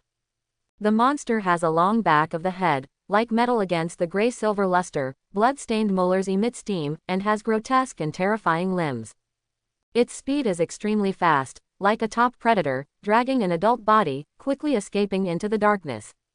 It turned out to be this kind of stuff. Yi Meng had goosebumps all over her body. This alien creature was the childhood shadow of his previous life. It has a cold and terrifying name, Alien. Yi Meng, what's wrong? Tifa came to her and leaned against Yi Meng's body. Due to the dim light outside the corridor, she could only vaguely see someone sitting on the ground, but couldn't see the blood on the ground. We have to get out of here as soon as possible. As Yi Meng said in a deep voice, the origin and information about this intruding creation quickly came to mind. There are 6 movies that describe Alien. They are Alien 1 to 4 and the prequels Prometheus and Contract. Among them, in the Prometheus movie, it explained in detail the origin of alien creatures such as aliens. Alien, it can be said that it is a creature that was mistakenly created to destroy the human race. In the movie, it is called a perfect organism, a top predator, a killing creature that can continuously learn and evolve. Yi Meng looked at the spaceship surrounding the teaching building again. The smooth shell of the spaceship resembled an exoskeleton shape, but it was not the alien spaceship that first discovered the existence of alien creatures in the movie. Leave now. Shouldn't we stay in the classroom and wait for outside help? Tifa asked curiously. The invigilators who are still alive have begun to call on the candidates to stay quietly in the classroom of the examination room and wait patiently for rescue from the outside world. Do not stay. Yi Meng shook her head resolutely. Now, the alien spaceship and the teaching building are almost integrated, and the aliens who go out to prey already know that there is plenty of food and a hotbed for raising their offspring. And narrow areas like buildings are also the best hunting terrain for aliens. Soon, this place will become a large slaughterhouse. And, in addition to creatures like aliens, there is another thing on this alien spaceship that is far more terrifying than aliens. Are you wearing a mask? Yi Meng asked. Yes. Tifa quickly fumbled out 2 or 3 masks from the small bag. Put it on. Also, from now on, don't touch any water sources here, especially drinking. Yi Meng took one and put it on. Tifa followed suit and put it on. Yi Meng turned her head and looked at the dozens of students groaning and curling up in the examination room, and suddenly said, "We are going to leave here, who wants to join us?"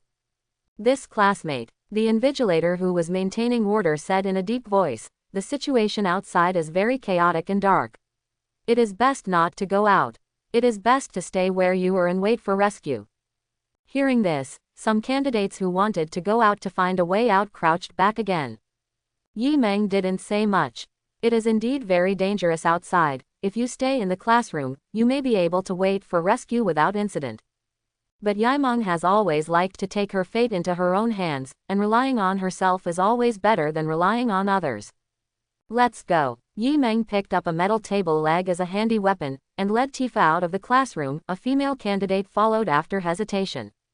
Not long after Yaimeng and Tifa left. In the dark room, the dust gradually dissipated, and many candidates began to calm down. The invigilator guarding the door let out a sigh of relief, and reopened the door that Yaimeng had specially closed earlier to let in some air. But at this moment, he heard a strange noise in the corridor outside the door.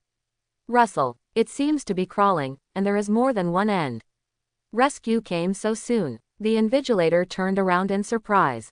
The next moment, his face was tightly covered by a strange octopus-like creature, his claws and tail were entwined, and he fell back on the ground struggling to breathe, twitching and struggling continuously. Ah! The screams and killing continued quietly in the dark room. Chapter 31. The alien spaceship forms a wall, outside the dimly lit corridor of the building.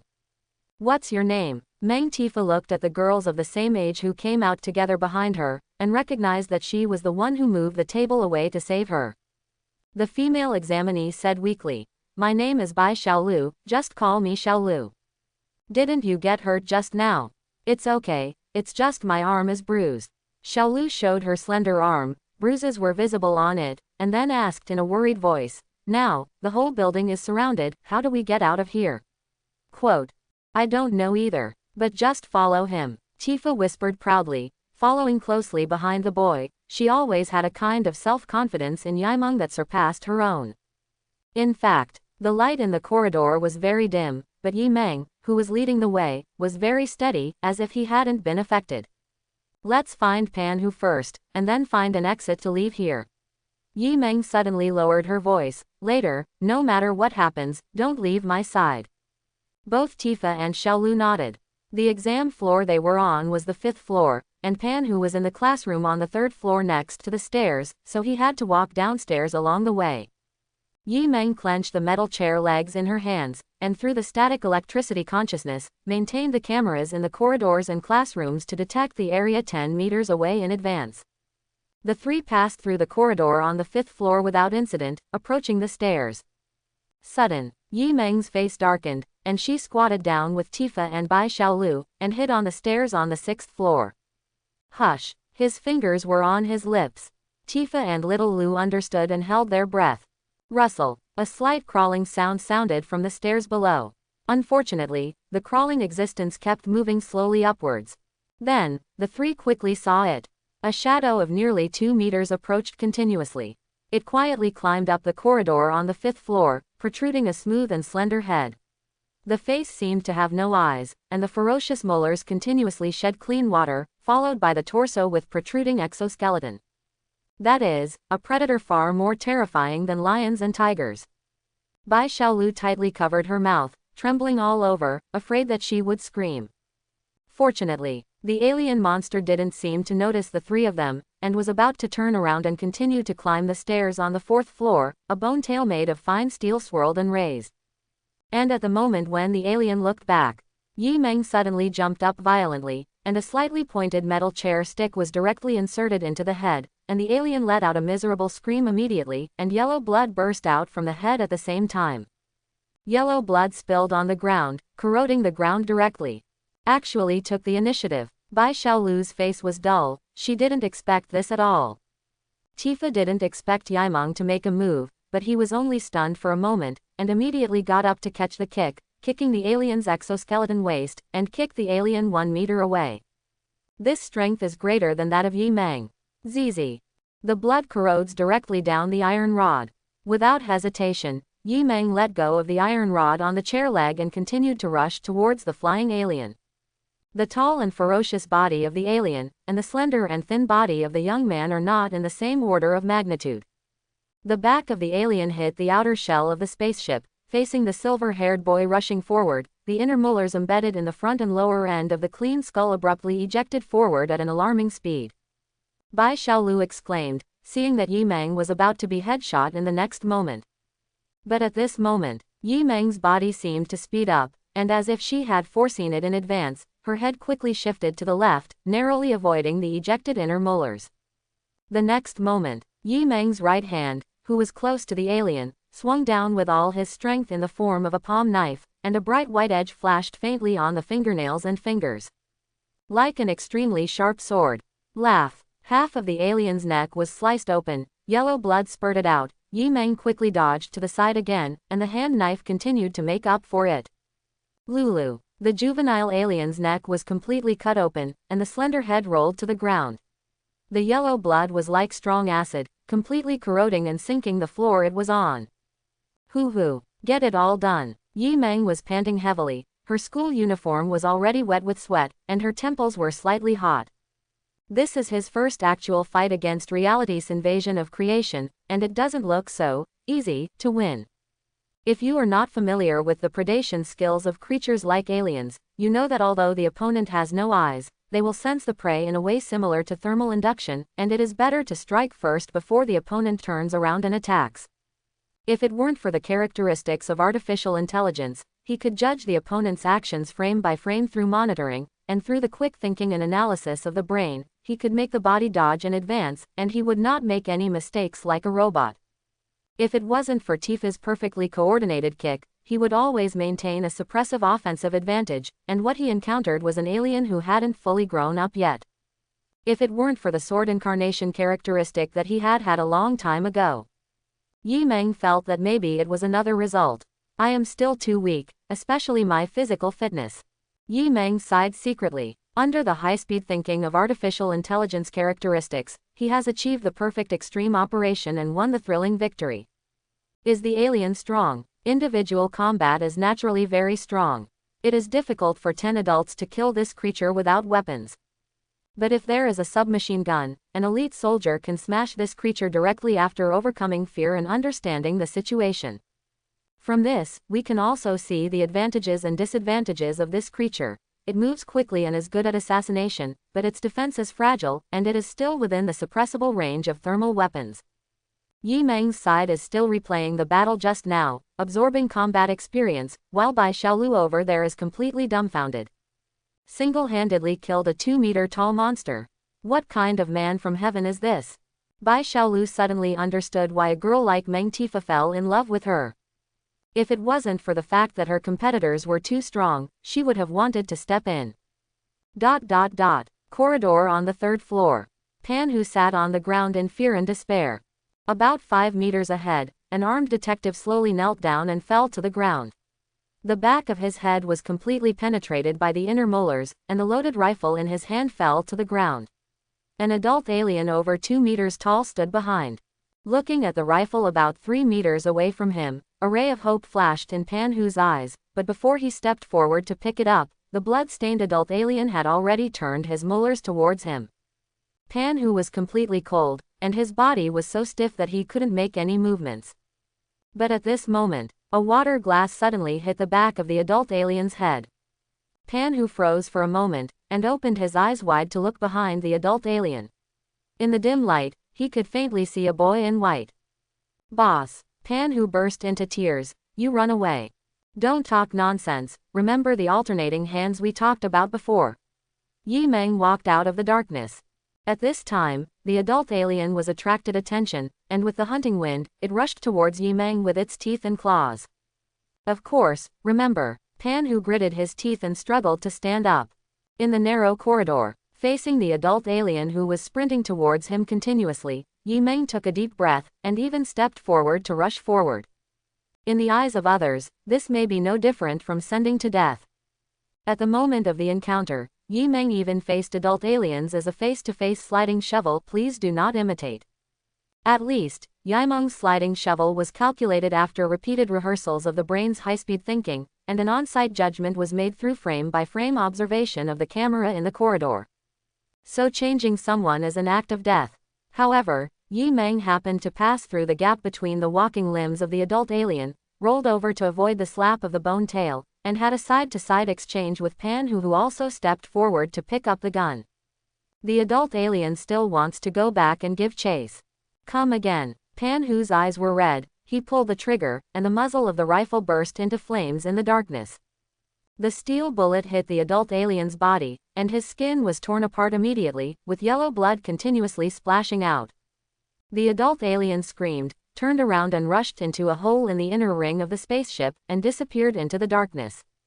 Pan Hu showed no sign of stopping, as if venting his fear and frustration, he continued to shoot towards the hole. Yi Meng patted the big man on the shoulder. "Okay, save the bullets, we still have to find the exit." Pan Hu stopped shooting, and hurriedly asked for credit. "Boss, am I amazing?" Yi Meng didn't know how to comment. At this time, Tifa and Xiaolu, who were hiding aside, came out from the corner. Pan Hu was immediately embarrassed, feeling that he must have been seen slumped on the ground just now. After finding Pan Hu, Yi Meng's group went down to the first floor of the teaching building smoothly, and many students were also surrounded by spaceships carrying aliens and could not get out. "It's all blocked, what should I do?" Pan Hu's eyes widened. The O-shaped flying giant almost surrounded the teaching building, isolating it from the outside world. In addition, there are many unknown alien monsters coming out of it. The large examination room has become a large hunting ground. "Follow me." Yi Meng didn't say much, and took Tifa and the others directly to the storage room on the first floor of the teaching building. The door of the storage room here was tightly closed, and Pan Hu was so frightened that he almost shot when he opened the door. However, there was a person lying unconscious in the storage room. His face was tightly covered by a tentacle creature the size of half his face, and his neck was also wrapped several times by the tail. "What is this?" Both Tifa and Xiaolu instinctively felt disgusted. "It's a facehugger." Yi Meng's expression remained unchanged. She walked forward, and said casually, "This kind of face-hugging insect was born by a queen of alien shape similar to a queen bee. It looks for biological hosts such as humans to hug its face, and implants it from the host's mouth. Xenomorph twins, using the body of a human host as a breeding ground to cultivate juvenile xenomorphs." Vomit. The three of Tifa hurriedly covered their mouths, for fear that the facehugger would hug their own faces. But what happened next was even more terrifying. However, Yi Meng suddenly reached out and grabbed the facehugger wrapped around the man's face. Yi Meng, boss, student, Tifa, Pan Hu, and Xiaolu were all taken aback. However, Yi Meng easily grabbed the facehugger, and the facehugger's claws and tail naturally hung down, losing the characteristics of life. After the facehugger successfully finds a host and implants an alien twin, it will gradually die, just like a bee that lost its tail needle. Yi Meng cut through the body of the facehugger with her sharp fingers, and smashed the facehugger on a wall of the storage room. The strong acidic blood immediately corroded the wall at a speed visible to the naked eye, revealing a human passage gap. From this gap, you can see the scenery outside the teaching building. The three of Tifa were stunned. "Let's go, you can go out now." Yi Meng said softly. After confirming that the spaceship was from an alien spaceship, Yi Meng knew that the spaceship was not O-shaped, but rather U-shaped. Therefore, one side of the teaching building was not blocked. The bright sunlight outside poured into the storage room through the melting hole unhindered, dispelling the darkness. The smog and shadows in Panhu and Bai Xiaolu's hearts were swept away. We can go out, get out of this ghostly place. Panhu was so excited that he couldn't restrain himself. Bai Xiaolu laughed until she almost burst into tears. Only Tifa, as if realizing something, pursed her lips tightly and looked at Yaimeng. Sufficient light also makes the originally dark storage room brighter. Panhu suddenly yelled strangely, "Boss, this man is Wang Zan." Yi Meng looked down. Really, the person who was entangled by the facehugger just now was Wang Zan, who had been chasing Tifa before. Because the facehugger didn't cover his mouth and nose, the comatose Wang Zan breathed out. However, Tifa, Panhu, and Bai Xiaolu all looked at his gently undulating chest subconsciously, and shuddered involuntarily when they thought of the deformed monster that was hatching inside. "Give me the gun, you go out." Yi Meng glanced at the spacious and bright scenery outside, then turned around and said, "Explain the situation inside to the people outside, and ask them to conduct a unified X-ray scan on the people who go out to confirm are there heteromorphic larvae in the body." "I know." Panhu nodded, and suddenly realized something, staring at Yi Meng with round eyes. "Boss, are you not going out with us?" Bai Xiaolu was also stunned, recalling what Yi Meng said just now. It was, "You guys go out," not, "Let's go out together." Yi Meng responded calmly, "Before I go out, I'm going to a place." "Boss, how can this be done? You know how many monsters there are." Panhu became anxious immediately, and said to Meng Tifa, "Sister-in-law, please persuade him." Meng Tifa was silent, and suddenly asked softly, "Can't I not go?" "It's not impossible." Yaimeng smiled lightly, and looked at Tifa together, "But, I want to go." Tifa nodded and said calmly, "Then you go. Be careful, come out early, I'll wait for you." No matter how she hides it. Speaking of, waiting for you, there is still a little vibrato. "It is good." Yi Meng nodded, and took a deep look at Tifa. "I will come back. When the time comes, I will definitely find you." After finishing speaking, Yi Meng turned around and walked into the teaching building that turned into a dark purgatory again. Panhu and Bai Xiaolu looked at Yi Meng blankly, not knowing what he was going to do. But they knew that it must take enough courage to dare to return to the area shrouded in death. Yi Meng carried the rifle on her back against the crowd, and returned to the corridor on the third floor of the teaching building, and came to the blood-stained hole in the inner ring of the spaceship that seemed to lead to hell. "I really want to go outside, what the hell am I doing?" Yi Meng smiled helplessly, finally gritted her teeth, turned over and entered the cabin of the alien spaceship. The corridors and bulkheads inside the spaceship are mainly black, and their shape is similar to the exoskeleton of some kind of creature. The interior is humid and hot, the air is ventilated, and the smell of blood is pervasive. Yi Meng caressed the bulkhead with her palm, and her consciousness glowed like static electricity. Soon, Yi Meng's eyes brightened slightly. Sure enough, even if it was an alien spaceship, he could still operate the built-in electronic equipment. However, the range is the same 10 meters. Yi Meng exhaled a foul breath, and while exploring the way with consciousness, he walked towards the depths. As Yi Meng moved forward, she recalled the details in the movie. On this alien spaceship, there is one thing that is far more terrifying than the deformed creatures such as aliens and face-huggers. It's called black water. This kind of thing is a biochemical weapon created by a creator-like alien race in the movies about the origin of aliens to destroy human beings. It will mutate in contact with air and can be transmitted through water. The aliens are nothing but black water, the wrong creatures that were accidentally cultivated after infecting humans and aliens. From Yaimeng's point of view, this kind of thing, like the T-virus of Resident Evil, is a creation that should never appear in this world. Once it appears, it must be destroyed immediately. It's not that Yi Meng doesn't believe in the supernatural department, but that this kind of thing, only he knows how dangerous it is. Once there is any thought of research, it is time for human beings to kill themselves. Therefore, Yi Meng must end this possibility before the supernatural department or other agents start to get involved. This is not for human beings, but for Yaimeng herself. Once the black water spreads outside, the real world will soon fall, until there is no pure land on this planet. Even if the end of the world does come in the future, the world will eventually fall and be ruled by various invading creatures. Yimeng also hopes that at least she can buy some time to breathe and develop, not now. Still, it's inevitable. Yimeng sighed suddenly, and heard the rustling sound coming from the front of the cabin. He held a rifle in one hand, and formed a hand knife in the other. A silver light flashed in his eyes, as cold as a robot. He began to adapt to fighting more and more. Tread. Deep in the cabin of the alien spaceship, the silver-haired boy kept panting. Since the bullets ran out and the firearm was thrown away long ago, the skin on the palm of his right hand was corroded red. Really ran out of ammunition. Yimeng was so tired that his body was about to collapse, but his steps forward became more determined. God knows how he got here along the way. In addition to a few face-huggers, they also encountered 2 aliens. Yimeng felt that it was a miracle that she could get here. Anyway, here it is, it's almost time to wrap up.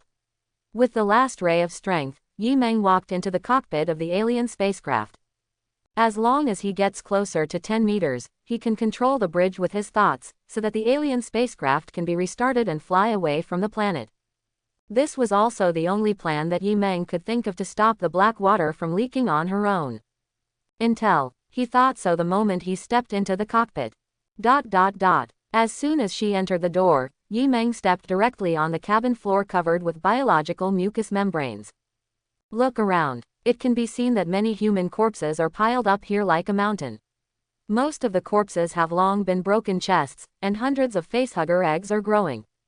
A giant alien with a height of more than 10 meters is in the area of the bridge.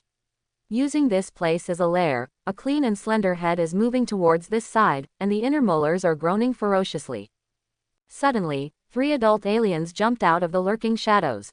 I knew it. Yimeng looked back, and saw outside the door behind her, there were also 2 adult aliens dragging their corpses back. No, it's really not working now. Not to mention that there is still 30 meters away from the cockpit. Even if you have the strength to break through, it will take a certain amount of time to restart the spacecraft.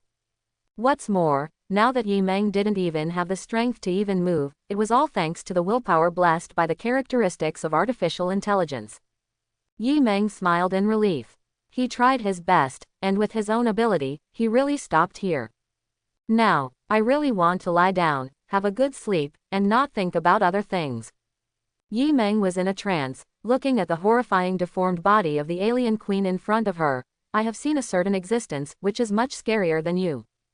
A flash of light suddenly flashed through his mind. A gleam of enlightenment flashed in Yimeng's eyes, and she murmured to herself, so it's like this, I've always been afraid in the depths of my heart. It turns out, I came here on purpose, to force myself into this desperate situation, to force myself to make that choice, to face my true self, to face the nightmare 3 years ago. Yimeng closed her eyes, her body fell back naturally, and her tired consciousness fell towards a never-ending place. At the same time, grown-up aliens, face-hugging worms, terrifyingly deformed alien monsters charged at the silver-haired boy from all directions, trying to eat away his body in an instant. But at this moment, a chilling aura of destruction suddenly emanated from the young man's body. The next moment, the silver-haired boy who hadn't completely fallen to the ground suddenly floated up, his eyes and mouth widened abruptly, and a powerful red-golden light overflowed from it, and the light penetrated the roof of the cockpit in an instant. The laser disappeared into the end of the sky outside, and the red energy lightning flashed again. Intertwined and erupted from the body surface. ZZ. Just approaching a ray of lightning energy, an adult alien was instantly annihilated into ashes.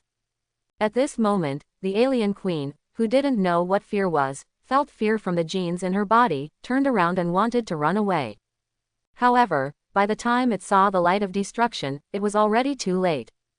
Boom! With the silver-haired boy's body as the center, a violent red energy erupted and swept out, which was also mixed with a mysterious substance, annihilating everything inside and outside the cockpit.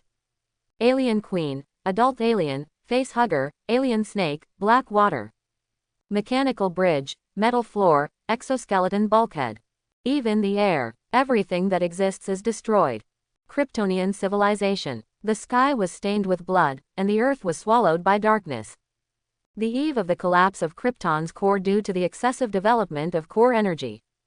Ah! The screams and wailing of countless Kryptonian residents spread far and wide in the night, and an unknown monster that looked like a terrifying entity rampaged through the city. The skyscrapers on the ground, which symbolized a high level of civilization, would shatter at the touch of a touch. Not immune. Rumble. Every time the unknown monster starts, jumps, and lands, the devastated Earth screams wildly. It is like a reversed meteorite falling into the sky from bottom to top, and another spacecraft known as the Tip of Krypton was smashed, bursting into the sky with terrifying and amazing flames, and countless wreckage and debris carried the flames splashed all over the place.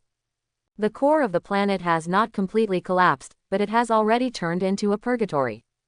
Stop it. Kill it. A large number of elite armed forces and warships with Kryptonian soldier genes rushed to the scene, but soon they were as desperate as the Kryptonian residents in the city. The devilish unknown monster ignored the impact of energy shells and lasers. No, it's not ignoring, but completely angering the other party. Roar. The soaring roar that shakes the soul forms a kind of actual shockwave and impact, and the dust is flying. In the next moment, the huge monster rushed out violently from the fire field with a hurricane. It is hard to imagine that the obviously strong and bloated body has lightning speed. In an instant, the area where the troops are located is plowed out of an abyss hundreds of meters long. Inside and outside the abyss are the body remains and armor fragments of Kryptonian soldiers.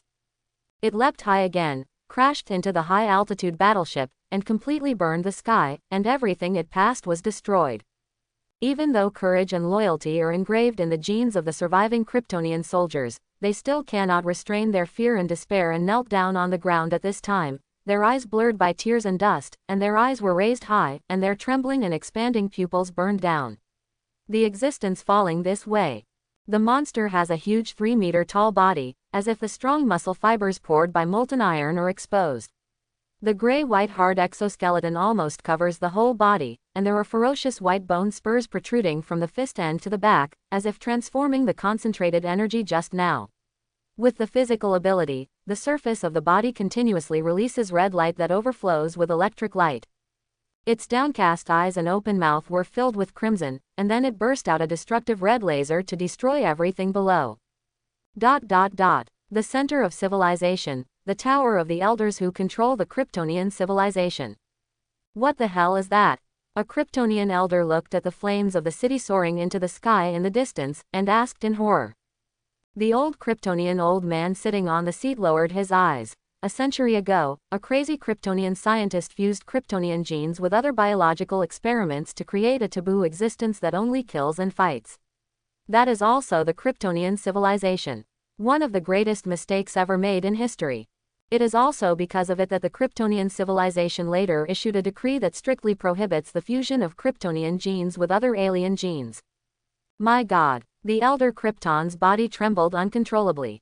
When he realized what it was, he couldn't hide the fear on his face. A century ago, how many Kryptonian residents and soldiers were sacrificed to catch it? Now it's back. How do we stop it? We can't stop it. It comes with killing and destruction. The old Kryptonian old man's face was full of fatigue, but finally he smiled with relief. It doesn't matter anyway, does it? No matter how our civilization perishes, today is destined to be Krypton's destruction day. Crazy. You are all a bunch of crazy. The elder Krypton was trembling all over and wanted to escape, but as the other party said, Krypton will eventually usher in destruction today. Perhaps it was their fate to be killed by that existence that was opposed to their belief. At this time, Elder Krypton seemed to have a premonition, and his old body froze suddenly. He turned his head slowly, his pupils dilated little by little, reflecting the terrifying figure leaping down from the blood-red sky outside the window. Destroy. Doomsday is here. On the outskirts of Kryptonian civilization, a building fortress. A Kryptonian couple is hugging each other tightly, and in their arms, a newborn baby is sleeping soundly. He's cute, isn't he? The woman's face was filled with a happy smile, which then turned into deep sadness, but we can't watch him grow up anymore. Know that Krypton has no future. The man said in a deep voice. There is not much time left for us. I have found the suitable planet for him to live in. He will thrive there, absorb the solar radiation there, and become the newborn son of Krypton, son of hope. The woman was not as optimistic as her husband, and her eyes were full of reluctance and grief. He is also the only alien there.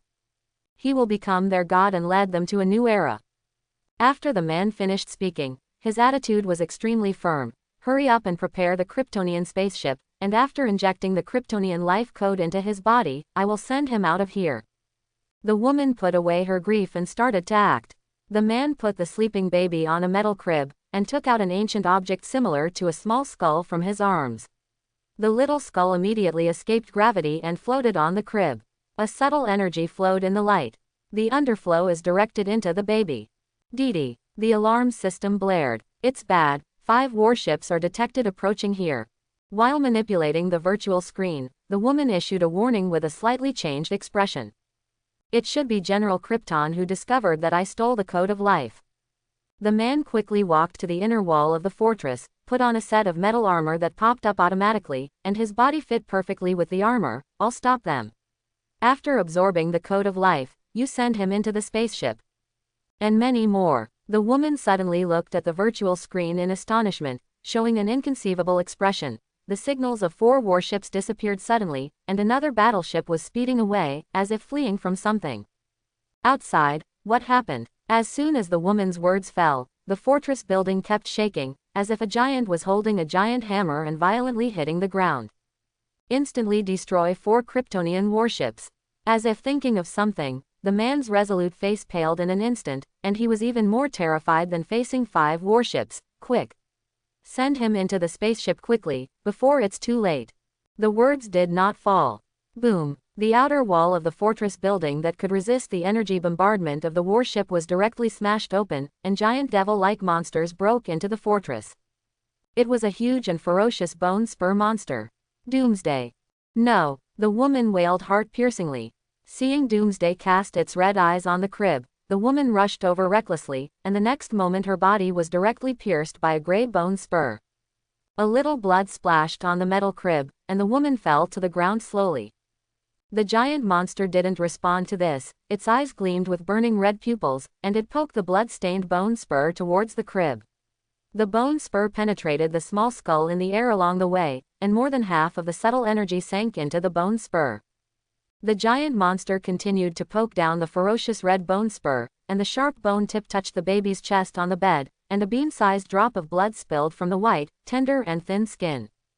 The sleeping baby seemed to feel the pain, and also seemed to sense the passing of his parents, and let out a loud cry with his small mouth curled up. Baby's cries echoed throughout the ruined fortress buildings. The giant monster called, "Day of Destruction," by the Kryptonian civilization suddenly stopped moving, its red pupils full of destruction and killing continued to dim, and a ray of human struggle appeared on the terrifying and hideous monster's face. Who am I? Where am I? What do I do? Destroy everything. Why would I do this? I'm not a monster. I am, Yimong, just a human being. The blood-stained bone spurs were slowly retracted. Doomsday put his head in his hands and roared, looking at the bloody wreckage in the fortress. I did all of this. No, how could I do these things? By the way, I was dreaming. This time I became that monster again. Ha ha ha ha ha.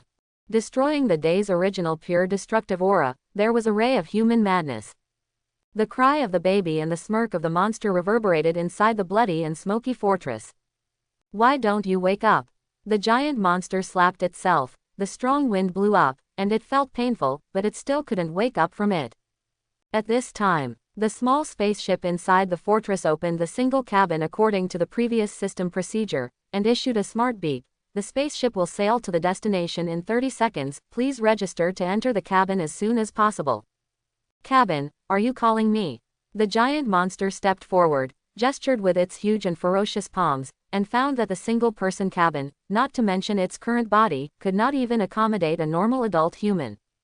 At most, it can only accommodate 1 child. Quote. Doomsday turned his scorching eyes on the crying baby. 30 seconds later, the top of the fortress building is opened, and a small spaceship jets out flames, leaving Krypton in the Doomsday scene and sailing to the outer space universe. In the narrow single cabin of the small spaceship, the baby has stopped crying, and the sleepy face has returned to sleep soundly. The cabin of a small spaceship. A giant monster with an exceptionally terrifying appearance was hugging the small spaceship tightly. The gray-white bone spurs were deeply stuck into the metal shell of the spaceship. Due to being in outer space, the surface of the body was covered with a thin layer of white frost. It is also sleeping. This small spacecraft sailed away from Krypton, plunged into a dark and lonely vast universe, and set off towards the civilization called Earth. Real world. Before the people of Tianhe City could react to the earthquake caused by the falling alien spaceship, 3 crimson rays of destructive energy burst out from the campus of Tianhe High School, like the tip of a trident piercing the top of the alien spaceship from bottom to top, continuing to unstoppable straight up through the sky dome of the Earth and stars, until it reaches the depths of the infinite universe starry sky with a mysterious and dark background. On this day, in Tianhe City, within the autonomous prefecture area where Tianhe City is located, you can look up and see the 3 rays of red light that seem to destroy the essence and penetrate the sky and the earth. And in the area not far from the high school, what I saw was an even more shocking and horrifying picture.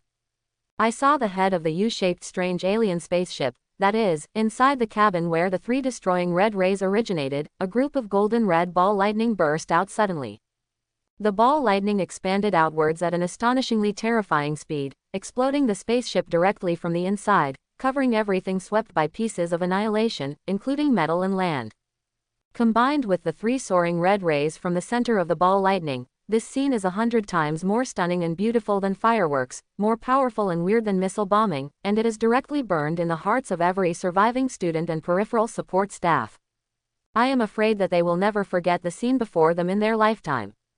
As well as, it's as if the mighty power of God has reached the other side of reality from fantasy, which makes people feel horrified, inexplicable, trembling, and want to worship.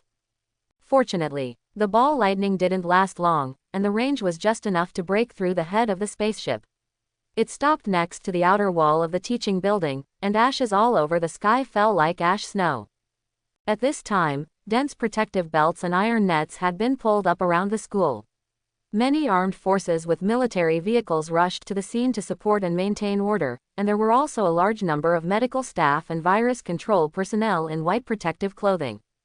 My uncle is from the military officer of the autonomous prefecture.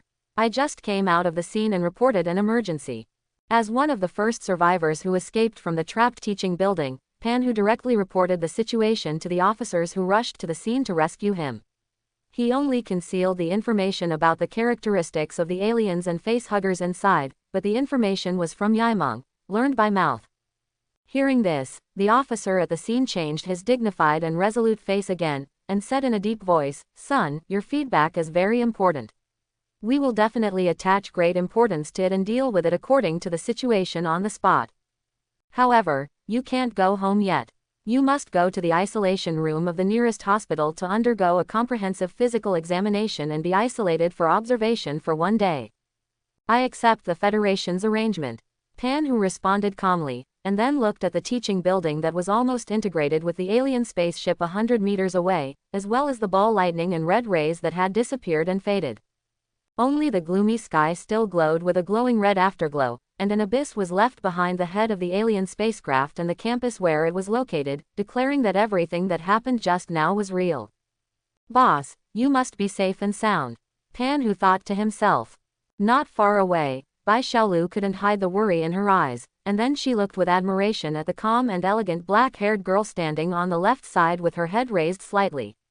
Even if she had just narrowly escaped death, the other party was still ready to appear as the spokesperson of a famous family noble image. No one noticed the girl's clenched fists, and the nails that had sunk into her palms were almost bursting with blood. "Don't miss your appointment again," Tifa muttered to herself. That night, news reports of a large plane crashing into the campus examination room were continuously broadcast on Star Dragon Federation's network and TV. According to news reports, the incident has now completely scrapped a school campus, disrupted the online exams of thousands of candidates, and killed more than 500 people candidates, invigilators, detectives, parents, etc. in this incident. There are about 1,000 surviving wounded who need medical treatment and observation. Once this incident spread to the outside world, it naturally caused an uproar. For the entire Star Dragon Federation, this is an extremely serious accident. Certainly, if the citizens of the Federal Federation know that it is not a large plane, but an alien spaceship from another civilization, or even a different world, and that an inhuman alien monster descends with the spaceship, I am afraid that it will not only be hotly debated and worried but easy. Tianhe City, Supernatural Department. The highest level of isolation indoors.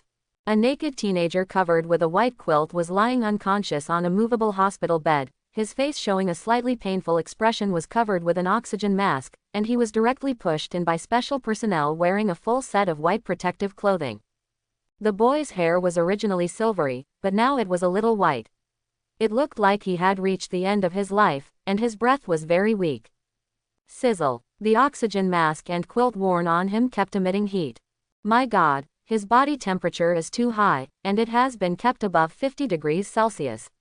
A special person accompanying him glanced at the thermometer in his hand that was about to explode, with a surprised expression. Really, at this temperature, is the person still alive? I'm afraid the internal organs have been burned.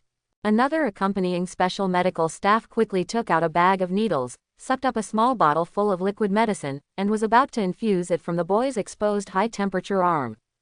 As a result, the moment the slender metal needle tube touched the skin of the silver-haired young man's arm, a pale bone light of the texture of a biological shell immediately appeared on the surface of the arm, causing the slender metal needle tube that was trying to penetrate into the body to bend directly.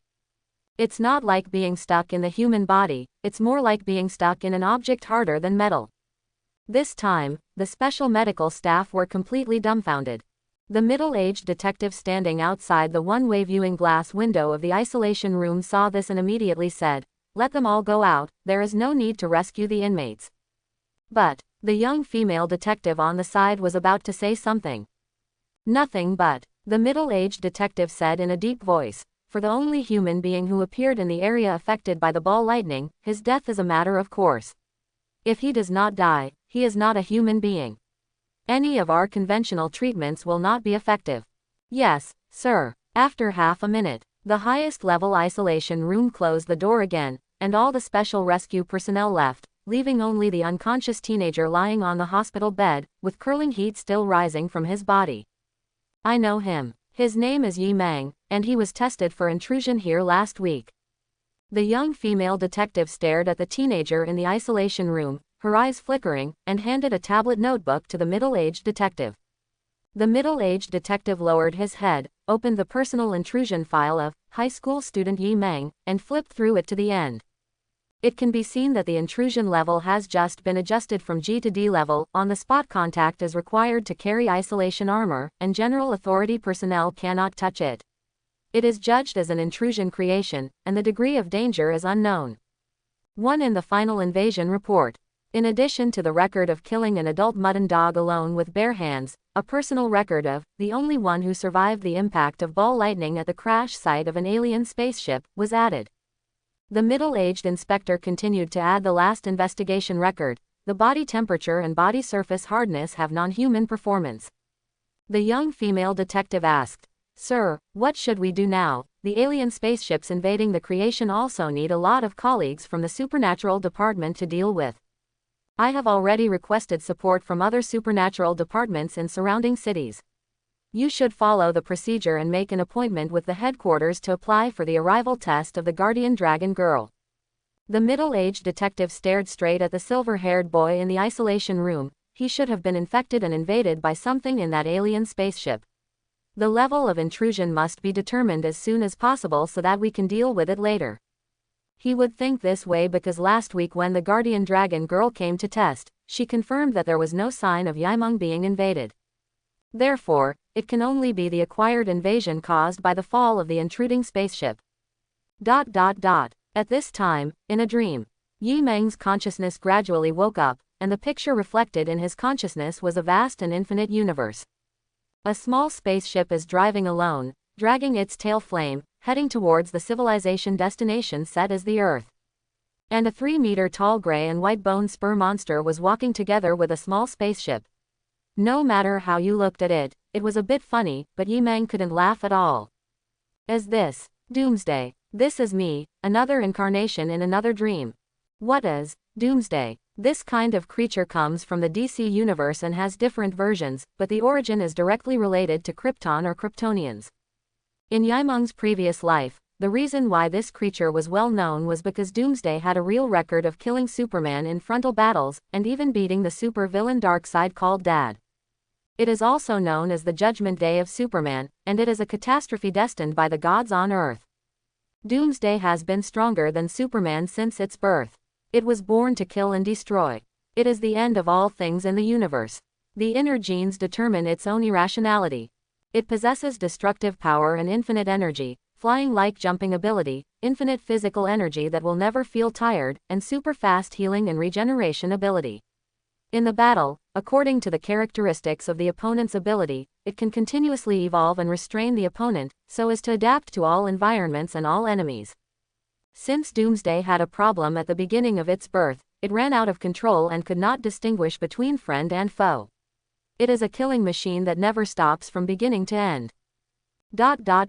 Yaimeng's consciousness recalled the settings and characteristics of creatures like Doomsday, and finally understood why she tried her best to forget this memory 3 years ago. Even if I escape, I don't want to return to this incomparably real nightmare. 3 years ago, Yaimeng entered the dreamland of the DC universe, becoming the first Doomsday since the birth of Krypton for the first time. Ancient Destruction Day. As the incarnation of the ancient Doomsday, he first entered the current DC universe dream.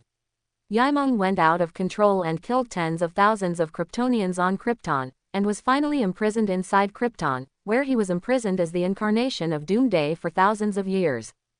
Yes, Yaimeng's nightmare 3 years ago was lost for thousands of years on Krypton as the ancient Doomsday. Therefore, after Yaimeng woke up, in order to avoid the collapse of his own consciousness, the subconscious mind selectively forgot the memory of this dream.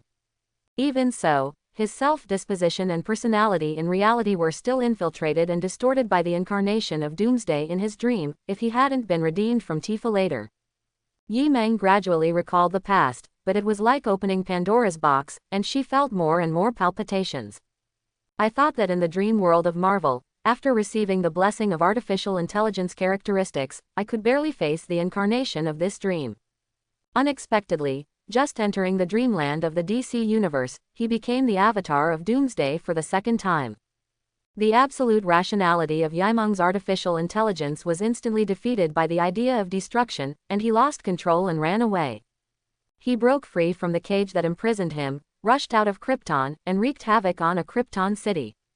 Sank countless Kryptonian warships and structures. He also killed Superman's biological parents with his own hands. Yes, Yaimeng naturally saw that the Kryptonian baby sleeping on the small spaceship was not the original future protagonist in this DC universe dream, Superman, Clark, the god of Earth and humans. Yaimeng's consciousness was silent. Although Krypton should have been destroyed today, he personally lost many lives. Of course, Yaimeng will no longer choose to escape, whether it is the real world or the dream world. If one day I am killed in this dream as Doomsday, then I deserve it and I am beyond my control. Yaimeng calmed down and began to confirm her current situation. His current ambiguous and clear consciousness is at the junction of dreams and reality, so he didn't become Doomsday again, but he didn't wake up and return to reality. Yaimeng's consciousness turned around suddenly. In addition to being able to see her Doomsday incarnation in the current dream, she also seemed to be able to faintly see the real body lying unconscious on the hospital bed. The high temperature and hardening of the skin and exoskeleton in the real body are not the characteristics of Doomsday. In the dream, the Doomsday, who shouldn't be tired, sleeps humanely after satisfying his desire for destruction a little. This also really means that this ancient Doomsday is actually the embodiment of Yaimeng's self-consciousness. The incarnation of Doomsday is different from the previous Sword incarnation and artificial intelligence incarnation. Yaimeng realized one point clearly. The Doomsday avatar has a much deeper bond with the real self than any other dream avatar. It is no longer Yaimeng's unilateral invasion of the dream world, but the Doomsday in the dream is also invading the assimilated reality body at a terrifying speed. Even if Yaimeng wakes up and leaves the dreamland of the DC universe at this time, the power and will of Doomsday will all transition to the real world as he wakes up, turning his body into an out-of-control Doomsday monster. Can't wake up. Avoiding this dream is not a good idea either, it will only make him lose control of the DC dream. There is only one way, the only way. Yi Meng struggled consciously, then stopped hesitating, and turned towards the bone spur monster holding the spaceship. The consciousness at the junction of reality and dreams once again fit together with the incarnation of Doomsday. This is also the first time that Yi Meng took the initiative to enter the dream and incarnate Doomsday. DC Universe. Earth, Smallville, Kansas, United States. Here is a sparsely populated open plain, with only a few farmers' wooden houses scattered here and there, and the wooden houses are surrounded by patches of farm wheat fields. It was late at night, and the night shrouded the surrounding fields, and it was quiet and beautiful. The stars all over the sky shone faintly in the night sky, but at this moment, one of the stars suddenly became brighter and brighter. Call out. The unidentified white flying object pierced the sky like a meteor, sprayed out the tail flame, broke through the atmosphere, and continued to fall obliquely towards the plain here. A bang broke the silence. The flying object landed on the farm next to a wooden house, the ground shook, the soil splashed, and it continued to plow a 10-meter-long deep ditch. What happened? In the adjacent wooden house, Jonathan Kent and Martha Kent, who are the farmer couple, were about to fall asleep when they were awakened by the loud noise outside. I'll go outside and have a look. Jonathan, in his 30s, immediately got up, took the shotgun off the wall, turned on the flashlight, opened the door and walked out of the cabin. Worried about her husband's safety, Martha followed behind. The couple came to the farm outside the wooden house and saw the plowed farmland in a mess. What is that? Jonathan shone the light of the flashlight towards the end of the deep ditch. His pupils shrank suddenly. It was like a white aircraft that he had never seen before. Through the transparent deck at the head of the aircraft, he could vaguely see a baby lying inside. My God! Martha opened her mouth wide, and was about to move forward. Sudden, the ground and the aircraft trembled violently. Under the horrifying gaze of Jonathan and the Martha couple, a 3-meter-tall pale monster with bony spurs slowly crawled out from the bottom of the spaceship and stood up, with a destructive golden red light flashing in its eyes. Just one look, like being gazed into an abyss of fear, can completely deprive a person of that thing called courage. As if sensing the aura emanating from the monster, the barking of dogs and the crowing of chickens not far away stopped, and even the crowing of insects fell silent, and the entire plain became deadly silent. Without waiting for the couple to react, the bone spur monster's eyes seemed to fall back on the aircraft, and it suddenly swung up the spaceship that was 2 or 3 times larger than itself, and the next moment it made a slight squat movement, a strong shock wave and hurricane were set off on the spot. The wheat fields are generally turbulent, and they are all depressed. The sound barrier was broken. The bone spur monster leapt into the sky with the aircraft in one hand, and disappeared in an instant, leaving the Kent couple limp on the ground. In the early morning, just before dawn, a retro police car with flashing lights stopped in front of the farm. Yes, I am the informant, Jonathan Kent. An aircraft fell on my manor just now, and there seems to be a baby less than 1 year old inside. There is also a terrible monster, which took the baby away. God, I can't imagine what happened to the baby. The farmer's Kent couple described it to the police officer who got off the police car with lingering fear. The 2 police officers who rushed to the scene looked at each other. Spaceships falling from the sky. A 3-meter-tall monster. If not, there is still a deep plow mark caused by the fall of an unknown flying object and a heavy depression with a radius of 5 meters. They will definitely think that this farmer couple is having a nightmare. Boom. At this time, the earth trembled. Is this an earthquake? The police officers and the Kents froze for a moment, then hurriedly exited the house. Subsequently, like a giant constantly beating the ground violently with a hammer, Smallville continued to tremble and shake until dawn. It is about 20 kilometers away from the farm where the spacecraft crashed, in a deserted plateau with mountains and rivers. This is also the source of earthquakes. Boom. The landslides and the ground cracked, and the dust waves roiled. A 100-meter-high mountain collapsed, and a 3-meter-high gray-white bony spur monster rushed out of it carrying a hunting hurricane, turning into a gray streamer and continuing to crash into another mountain abyss. Who I am. Yi Meng. Who is Yi Meng? Destroy everything, leave no one. The strange and hoarse self-talk of the monster is like the whisper of an ancient god, not like a human language, with violence, entrained in the raging and howling wind.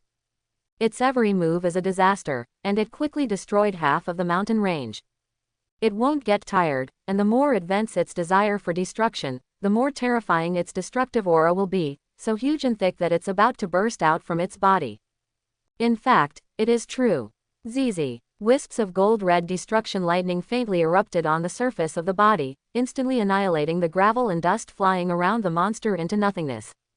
The violent eyes of the bone spur monster were about to spew out red heat, and then stopped suddenly, looking at a hill, on which a small alien spaceship was tilted, and there was a faint to negligible light in it. Weak life. The heat in the bone spur monster's eyes dimmed a little, and with his head in his hands, the gray and hideous monster's face twisted ferociously, struggling with himself. Control.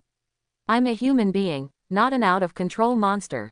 Tread. The earth shook again, and amazing cracks burst out. The bone spur monster jumped to the hill where the spaceship was, looked down at the sleeping baby in the spaceship, and finally revealed a ray of human emotion. By the way, I am Yaimang. I was transformed into Doomsday in my dream. Yi Meng, who was the incarnation of the ancient ruinous day, temporarily regained consciousness, but only temporarily. Even if she breaks free from the loss of control now, the desire to destroy is still destroying her own reason all the time, and soon she will completely lose herself again. To control the current incarnation of Doomsday, Billy imagined that there were too many difficulties. But Yi Meng had no choice. The Doomsday in the dreamland of the current DC universe has begun to invade the ontology of assimilating reality. Therefore, Yi Meng had to take the initiative to enter the dreamland and try to invade and control the incarnation of Doomsday. That's right, the Dreamland Destroyer Day and Reality Yaimang are invading and assimilating each other. High risks and opportunities coexist. Once Doomsday succeeds. In reality, Yaimang will also become a Doomsday that runs out of control. And once Yi Meng succeeds, he will control the power of the incarnation of Doomsday, and will also begin to control the dreamland of the DC universe that is currently invading. But it's really, really hard. Every time she incarnates as the ancient day of destruction, Yaimang's humanity and rationality will be destroyed by the desire for destruction in an instant. If it weren't for the blessing of artificial intelligence characteristics, which allowed Yi Meng to constantly refresh and adjust her own consciousness, so as to reduce and transfer the desire to destroy that filled her body, mind, Yi Meng would probably have gone crazy long ago. Destroyable desires, like the power and energy of Doomsday, are endless, and may destroy reason again in the next second. However, there was one thing that caught Yaimang's attention. Yaimang of Destruction Day shifted her flickering red eyes to the baby on the small spaceship. For some reason, when she was close to the baby, Ruin Riemang was able to restore a moment of humanity better. It was as if something was holding the two together. Kryptonian blood, or something else. Yaimang suddenly recalled that on Krypton, as the incarnation of Doomsday, she got rid of the desire for destruction for the first time because of the current son of Krypton. No, not because of him. In Yaimang's distorted and disordered thinking, a memory picture of the bone spurs on her fingers piercing through the ancient skeleton floating above the baby before she was about to kill the son of Krypton suddenly flashed across. That is the key to him being able to break free from his destructive instincts and keep his sanity for a moment. Kryptonian Life Code. The Code of Life is the most precious sacred object of the Kryptonian race, and it manifests as the gene pool of the Kryptonian race. It represents the future of Krypton, and it also represents infinite possibilities. It can program all kinds of high-quality talents, and even theoretically perfect Kryptonians. Half of the Code of Life entered my body. Yaimang was stunned. This was a mistake. As the incarnation of Doomsday, he can be said to be the most erroneous and extreme genetic creation of the Kryptonian race. Before Yi Meng could think too much, the desire to destroy came again like a raging fire, and a red light overflowed from his eyes, and he was about to turn into a moving disaster again. But at this moment, a golden ray of light broke out from the eastern sky at dawn, shattered into thousands of strands, and landed on the gray and white bone spur body of Yaimang, the Destroyer Day, and also reflected the small spaceship and the hill where it was located in gold. On the small spaceship, the Kryptonian baby, who was bathed in the Earth's sun for the first time, had a sweet and innocent smile on his lips. The red light in Yaimang's eyes gradually faded, and as he looked at the rising golden sun, his sanity once again surfaced out of control. Praise the sun. Yi Meng was surprised to find that when she was bathed in the sun, the desire to destroy everything in her heart was suppressed to a certain extent. He looked at the baby in the small spaceship, and he could directly see through the genes in the other person's body, just like some kind of chemical reaction, some kind of incredible adaptation changes. This is a Kryptonian. After being bathed in the radiation of the yellow sun where the Earth is located, his genes and body began to transform into a superhuman realm comparable to gods. According to the setting, at the beginning of the birth of Doomsday, it was the extreme of Superman's field, and it would not be too much affected by solar radiation.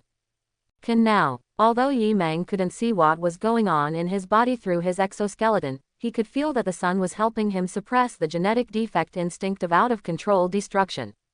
Although very subtle, it does exist. The Code of Life carried out a second transformation on the Doomsday gene. Make him bathe in the yellow sun, and also undergo some kind of change. If I can greatly improve the genetic defects in my body, maybe I can no longer go out of control and run away, and perfectly control the avatar. Ruining Ri Yimeng felt that he had vaguely found a feasible path at the moment. Since Kryptonians can evolve into Superman, how could he not grow into a Superman on Doomsday? You must know that Doomsday was also transformed from Kryptonian genetic errors, so it can be regarded as a close relative of Kryptonians. Now, the existence of the Code of Life and Yimeng's self-awareness made this a theoretical possibility. Certainly, even in the setting of American comics, there is only a precedent of Superman being infected and becoming Doomsday, but there is no precedent for Doomsday growing into Superman. Even Yi Meng at this time couldn't imagine what it would be like to become a Superman Doomsday. Doomsday Superman. This name is good. Yimeng, the incarnation of Doomsday, saw his future direction in this dreamland. Regardless of whether the half of the Kryptonian life code absorbed and stored in the body is undergoing a second transformation of the Doomsday gene on the body. Taking advantage of the short-term suppression of the desire for destruction, Yi Meng struggled to think from the side of humanity and rationality. Currently, two things are certain.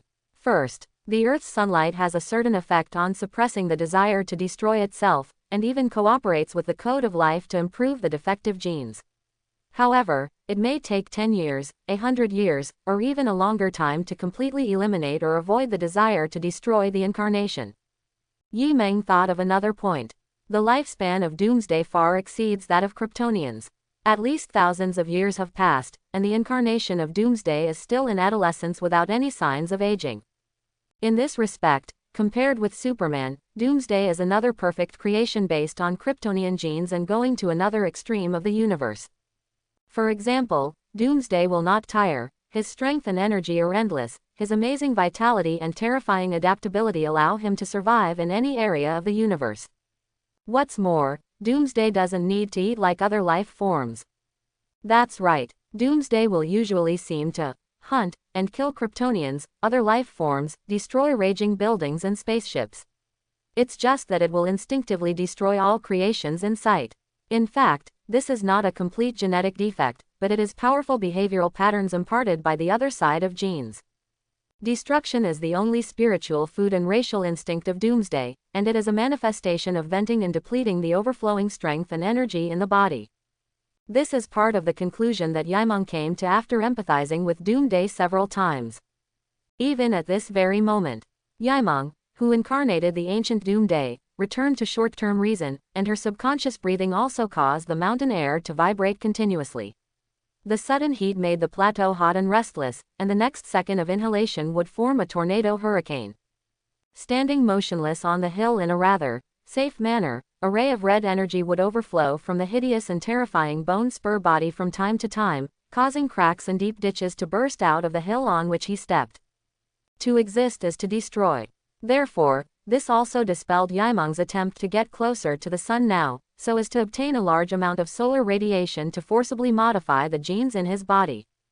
That might make the avatar of Doomsday stronger in a short period of time, but it would also make it more difficult for him to control this body full of destructive desires. Unless one day in the future, Yi Meng, who is currently in the dream, controls the incarnation of Doomsday to a certain extent, and reason completely suppresses desire. As for the second thing, ruining Ri Meng's eyes were faintly red again, looking at the small Kryptonian spaceship next to him, looking at the young baby who was still sleeping inside.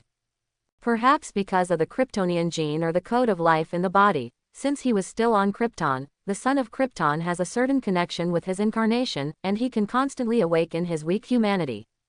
This is also the biggest reason why Yimeng, who destroyed the day, chose to bring the spaceship with her.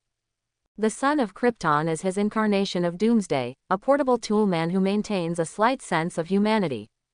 At the same time, it is also an insurance policy. If one day in the future, I finally failed in this dream, I failed to become a controllable and rational Doomsday Superman, but completely reduced to a Doomsday monster that lost its humanity. The bone spur monster stared at the son of Krypton, the red light in his eyes became stronger and stronger, and he showed a terrifying and ferocious smile. Then, you will end me.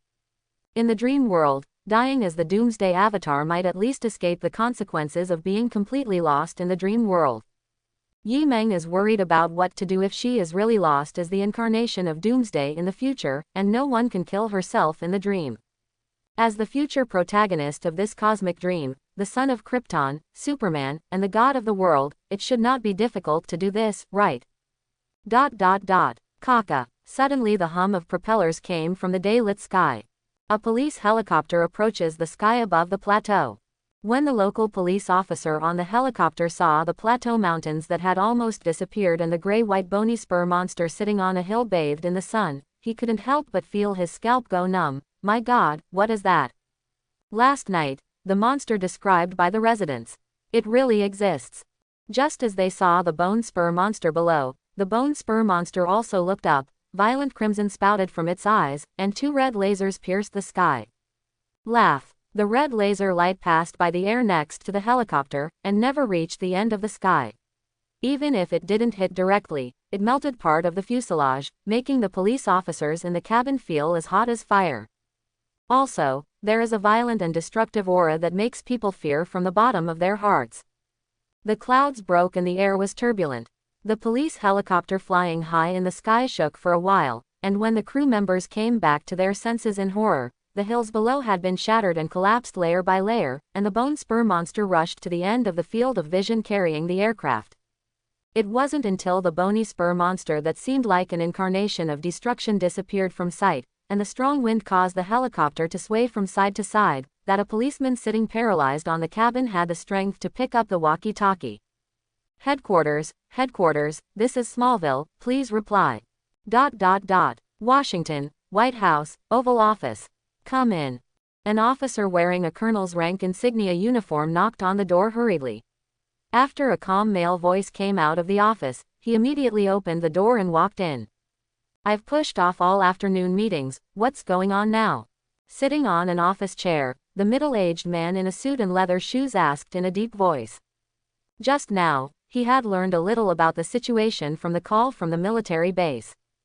It's just that until now, he still feels a little unbelievable. Alien visitors, or a bone spur monster. The Colonel Express reported. It was first discovered at Smallville's farmstead, as if descending with an alien spaceship, and has now crossed the state at breakneck speed from Kansas and has entered Oklahoma territory.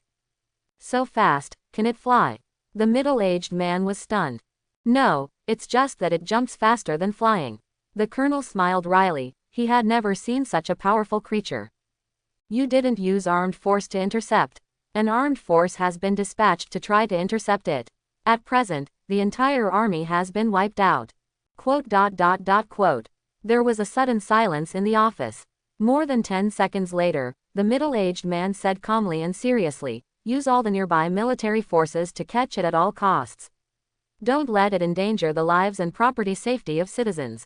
He paused, and continued. Of course, it and the spaceship are also of great research value. Be careful not to damage the spaceship too much. Yes, sir. The year is 1980. DC Universe Earth, same as Washington Metropolis, in a large museum. Diana, you are really mysterious. In the studio, a male staff member wearing glasses suddenly expressed emotion. Aha, not far from the side. A mature and tall woman is wearing a white professional dress, stepping on high heels, and is painting a statue with a light and bright color with a pencil. The perfect body curve drawn by the hip wrapping dress is stronger than any artwork in the room. Very aesthetically pleasing. Every time you go out of the museum, I feel like you disappear. The male staff member continued, using the old saying in the East, it's, the dragon sees the head but doesn't see the tail. It's okay. During the rest time, I'm just used to staying at home. Diana pursed her lips lightly, noncommittal. You don't look like someone who would stay at home. The male colleague was muttering something. But at this moment, the TV that was on suddenly interrupted an urgent report. This is a video shot 10 minutes ago in Kansas. The male personnel in the studio and Diana looked at the TV screen. Then, the male staff's pupils trembled like an earthquake, and his mouth opened wide. Is it true? Diana's dark and beautiful eyes also showed seriousness. It can be seen that in the low-resolution video, a black spot suddenly grows from the end of the sky from far to near, and keeps getting bigger, and finally it is a tall and hideous gray-white bone spur monster. Its hideous and terrifying body is nearly 3 meters tall, and it is holding an unidentified flying object that is 2 or 3 times larger than itself with one hand. The moment it lands, it is like a meteorite hitting the open space of a local town, causing the ground to sag directly. After a few meters, a huge pit with a diameter of 10 meters was formed, and shocking cracks burst out to the ground outside the pit. Boom! Without a trace of stagnation, the moment it landed, the monster jumped up again. The dust waves swept across, and the sound barrier was broken. All the glass in the town was shattered, and garbage and rubble were flying all over the sky. In the blink of an eye, the bone spur monster took the unknown aircraft away from the town, and its figure turned into a streamer of afterimage and rushed to the farther sky region. The video was interrupted at this point, less than 3 seconds, and it took only half a second for the bony spur monster to show a blurred outline of its true face. But the terrifying appearance that seems to come from another world, the perfect and ferocious exoskeleton and the bone spurs all over the body, form the mighty force of moving natural disasters wherever it passes, making all human beings who see this scene horrified. The genes deep in the body are trembling, as if witnessing some cosmic abyss. Human beings have always considered themselves to be the greatest race on Earth and even in the universe. Until, when they saw this bony spur monster that shouldn't exist in reality, they were weaker than ants in comparison. Even Diana Prince, who has the true blood of the gods, saw this bony spur monster through the screen, and her body and mind instantly tensed up and entered the heroine mode of preparing for battle. At this time, Gotham City. Years of overcast clouds have made the days here as gloomy as the nights. Wayne Manor. What is that? A black-haired boy less than 10 years old curled up on the sofa, watching the bone spur monster image on TV, his body trembling uncontrollably. Bruce. A gentleman quickly walked into the living room, picked up the remote control and turned off the TV. It's okay, it's just a movie special effect. The gentleman comforted him in a calm tone, and stepped forward to hug the boy's trembling body. A beautiful lady wearing a pearl necklace also hurried out of the room and asked nervously, "Honey, what happened?" It's okay, he's just scared," the gentleman said softly. The black-haired boy lying in his arms bit his lips hard, his eyes were dull, and the powerful and terrifying scene kept coming back to his mind.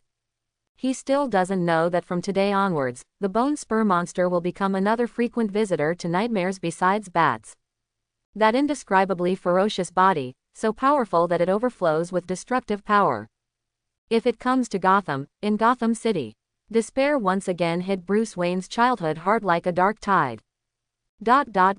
Metropolis, the Red Room laboratory that secretly collects and researches various alien technologies. Silas Stone, the black research supervisor in a white research uniform, also read the news report with horror on his face, still terrified. At the same time, in the key-closed single room of the laboratory, a square metal box placed on the experimental table suddenly trembled spontaneously. This quickly caught Silas Stone's attention. After all, the cube metal box has never been moved since it was excavated and discovered during World War II. Could it be that the bone spur monster came from the same advanced civilization as this mother box? Surprised and delighted, Silas felt that he might have stumbled upon some great alien clue. Of course, what he didn't know was that the awakened mother box was trying to spread a message to the outer space universe. That extraterrestrial message, once translated, said, "Don't come near, don't come near, don't come near. This planet is extremely dangerous. For DC Earth to expose itself in the dream, this is naturally driven by the desire to destroy. Of course, even if Yi Meng knew, she wouldn't care. Unlike previous artificial intelligence, it's all turned into Doomsday. What else should we care about? Holding a small Kryptonian spaceship of excellent quality in one hand, Yi Meng of Destroyer jumped up again.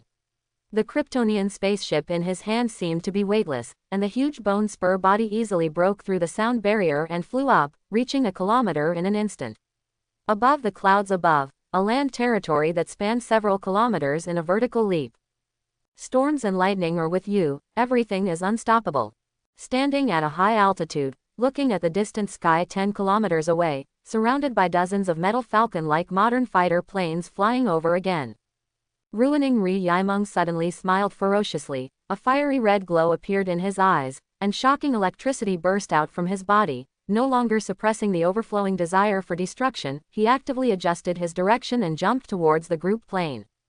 Just in time, a toy to vent his desire for destruction delivered to his door. In a minute, the border of Texas, the sky and the ground are burning. The devastated wasteland is full of debris. The elite army obviously didn't realize what kind of existence they were facing. Don't say that the officer told them to pay attention to the firepower. Don't destroy the spaceship in the monster's hands. Even if they used all the firepower, they still couldn't suppress the bone spur monster at all. Not a single modern fighter plane was flying in the sky. The red laser beams swept across everything, and the gray and white bone spur monster fought the missile alone, carrying the scorched spaceship and continuing to go away. On this day, the human civilization on DC Earth collectively lost its voice, feeling for the first time an unknown and powerful existence that could not cope with it. Later, some indigenous tribes in India and Africa even respectfully called the bone spur monster that descended on the earth, interpreting it as the incarnation of gods to support worship. Yi Meng didn't care what other people thought, and carried the small spaceship with the son of Krypton on it, from the inland of the United States to the coast, and finally plunged into the vast sea. He's just Doomsday. What does it have to do with me to destroy you? What kind of existence is this? The huge 3-meter-high body is like pouring molten iron. The gray and white exoskeleton is like armor, which can withstand the bombing of heat conduction. Like a monster that crawled out of the abyss of hell and fell from heaven. What is even more frightening is the terrifying mighty power that only the gods in mythology possess. Endless heat waves gushed from its nose and mouth, golden red lasers burst out from its eyes, and lightning energy lingered all over its body. With the lightning, the storm rages. Wherever it passes, it is a disaster. Tread. When carrying an ancient Greek-style silver sword and dark gold round shield on his back, wearing a red battle armor and a blue skirt, a head of black hair fluttering in the wind, tall and fit, impeccable, beautiful body with it cannot be ignored that the extraordinary woman waved the golden long whip in her hand and landed steadily on the tall buildings in the small town along the Texas coast. Looking at the dignified and sharp gaze in her beautiful eyes, one can see the turbulent sea surface. The huge eddies and water-absorbing tornadoes are slowly calming down, and the seawater is falling like a torrential rain with a delay. The soaring waves caused by the giant falling into the sea just now made the town wet, and the seawater poured back. Most of the residents of the small town were still stunned, their eyes glazed over, looking at the sea, unable to believe what they saw just now. Obviously, they didn't settled in the small town, but just jumped over the sky, still setting off violent hurricanes and dust waves. The sky is gloomy, and a storm is approaching. The existence of the natural disasters that cause the present has long since disappeared. Are you a step late? Wonder Woman sighed against the wind and rain. Her left hand subconsciously grasped the hilt of the divine sword behind her, her slender and delicate fingers clenched tightly, the phalanges turned slightly white with force, her hand still trembled uncontrollably, causing the sword body to vibrate. Are you even afraid of yourself as a demigod? Wonder Woman Diana discovered a frightening fact: even if she had caught up just now, she might not be able to stop the existence that could not be described in words. Even, he might die. At least, since she was born 5,000 years ago, she has never seen such a powerful existence. No, maybe there is one. The god of war, Ares. That bone spur monster put even more pressure on her than the god of war who confronted her during World War I. Deep sea. The school of fish retreated, howling erupted in the cracks in the sea, and a huge sperm whale was torn apart alive, causing the nearby sea to quickly turn turbid red. Kill them all, destroy them all. The violent and destructive aura stirred in the turbulent sea water, and the bony sperm monster sank into the deep sea where light was hard to reach. Its eyes were filled with red light like an active volcanic crater erupting at any time. No, not right. Doomsday Yaimeng, carrying a small Kryptonian spaceship, struggled and maddened on the face of the monster. I am Doomsday, and I am also a human being. Just now, obviously there is still a sliver of reason to maintain the outside world. Why does he still want to destroy the fleet and take action, and even enjoy the pleasure of destruction more and more? Even during this process, Yaimeng felt from the bottom of her heart that human beings were indeed weak like ants, and it made no difference if one or a nest was trampled to death. But in reality, he is obviously also a human being. This kind of disregard for life, as if looking down on everything from another dimension, will destroy everything. Yaimeng suddenly woke up. It turns out that my personality has been gradually invaded by the Doomsday. Even if I am in a sane state, I will still start thinking and acting according to the will of destruction. No, I can't be assimilated by the invasion of the ancient Doomsday. I want to control, I am the master of this dream. Ruining Yaimeng struggled inwardly, and the struggle also caused the waves with a radius of 10,000 meters to turbulent. Looking at the sinking sea, Ruin Yaimeng tried her best to keep herself awake, and her human mind twitched in the cracks of the will to destroy. Why did you jump into the sea yourself? Perhaps, Yaimeng's human consciousness does not want to destroy the civilization of the Earth, even the current dream world. Another possibility is that the gravity of the Earth is too light, so light that it is a little unaccustomed, and it may jump out of the atmosphere with all its strength. The pressure in sea areas at different depths is different, and every 10 meters you dive is equivalent to an increase in atmospheric pressure. The more you go down, the more pressure you feel. Perhaps only in the deep sea below 10,000 meters, the pressure and resistance can barely make the self of the incarnation of Doomsday feel comfortable.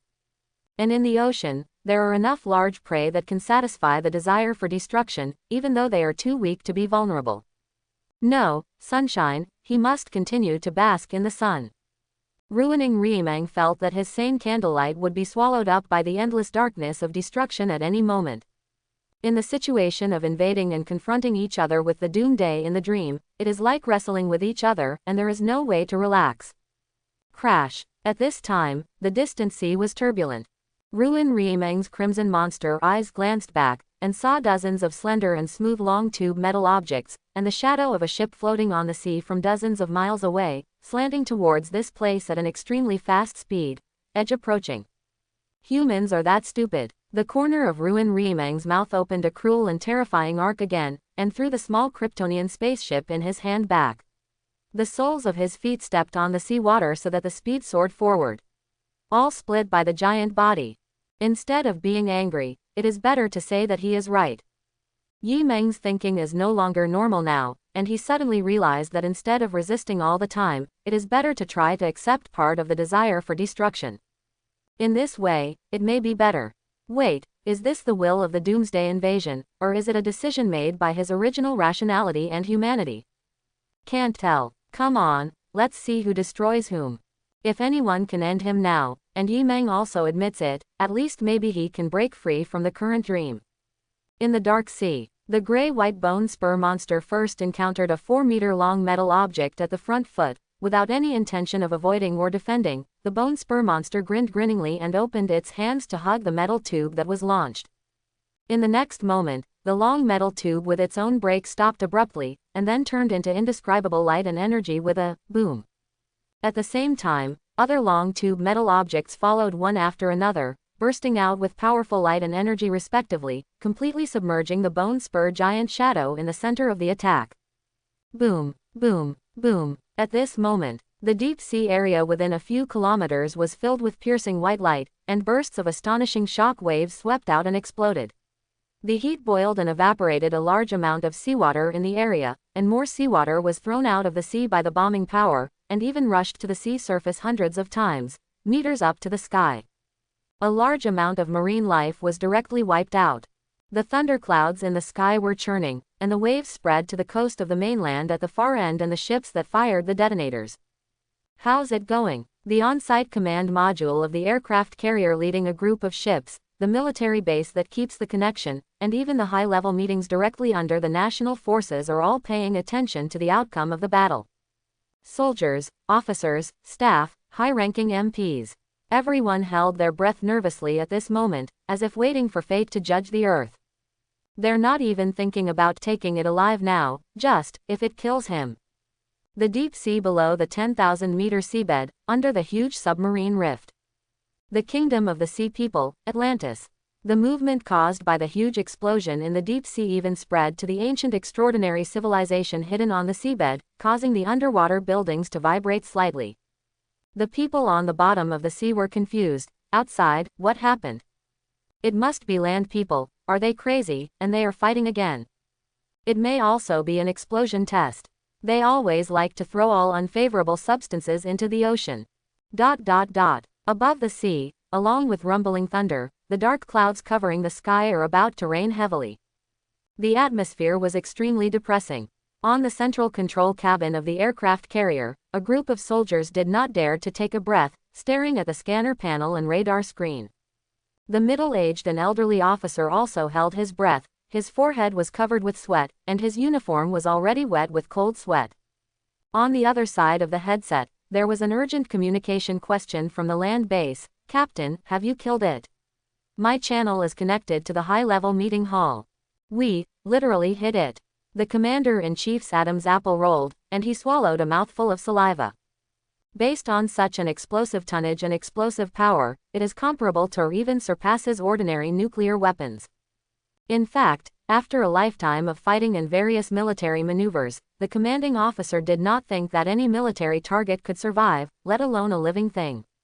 Even if that creature came from an alien. Radar confirmation, no target found. A soldier suddenly reported. I don't have any here either. Not found either. Great. The people in the control room almost huddled together and cheered. Thank God. The commander-in-chief officer muttered to himself, grabbing the microphone with all his strength, and was about to report the news. At this time, a trembling report sounded out of time. I have found something on my side. The suspected target is about 20 kilometers away. In an instant, the central control room of the aircraft carrier was dead silent. The radar, is it broken?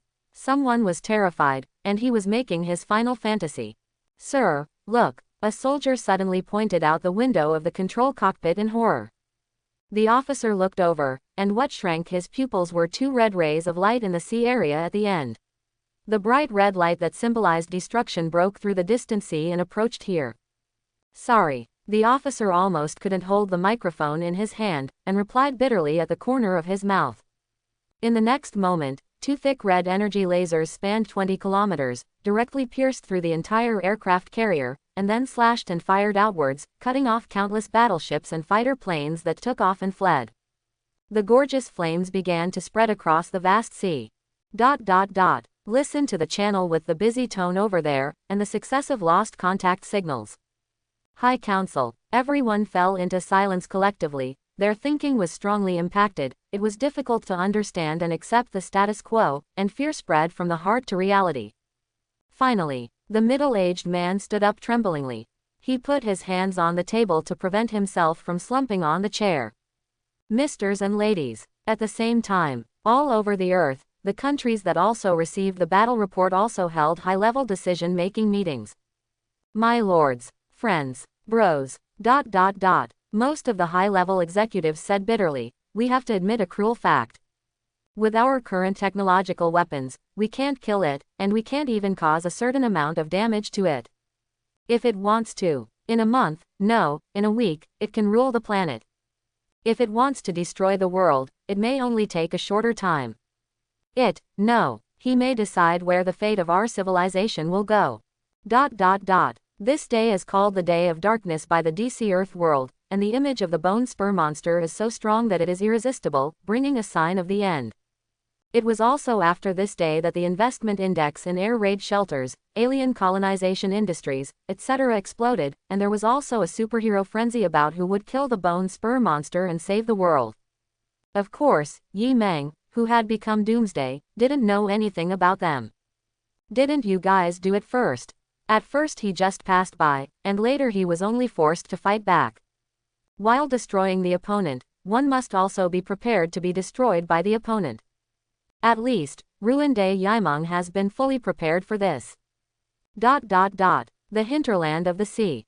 2 thick red beams of destruction swept across the battleship, and finally turned into 3 beams, heading up towards the sky, and the golden red rays powerfully broke through the lead thick clouds.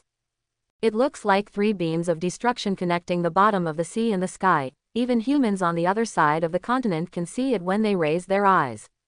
Below the bottom of the sea, in the center of the vortex torrent that propped up the sea, the bony spur monster was surrounded by crackling lightning of destruction. Its mouth and eyes opened up to the sky, spewed out endless rays of destruction, until a ray of sunlight descended from the clouds and shone slightly on the cold gray sky, above the spur. There was a ray of human confusion and joy on its face, and it plunged into the sea suddenly, and a few seconds later, it carried a broken Kryptonian spacecraft and jumped to the farther sky and sea. Deep in the sea, an uninhabited island.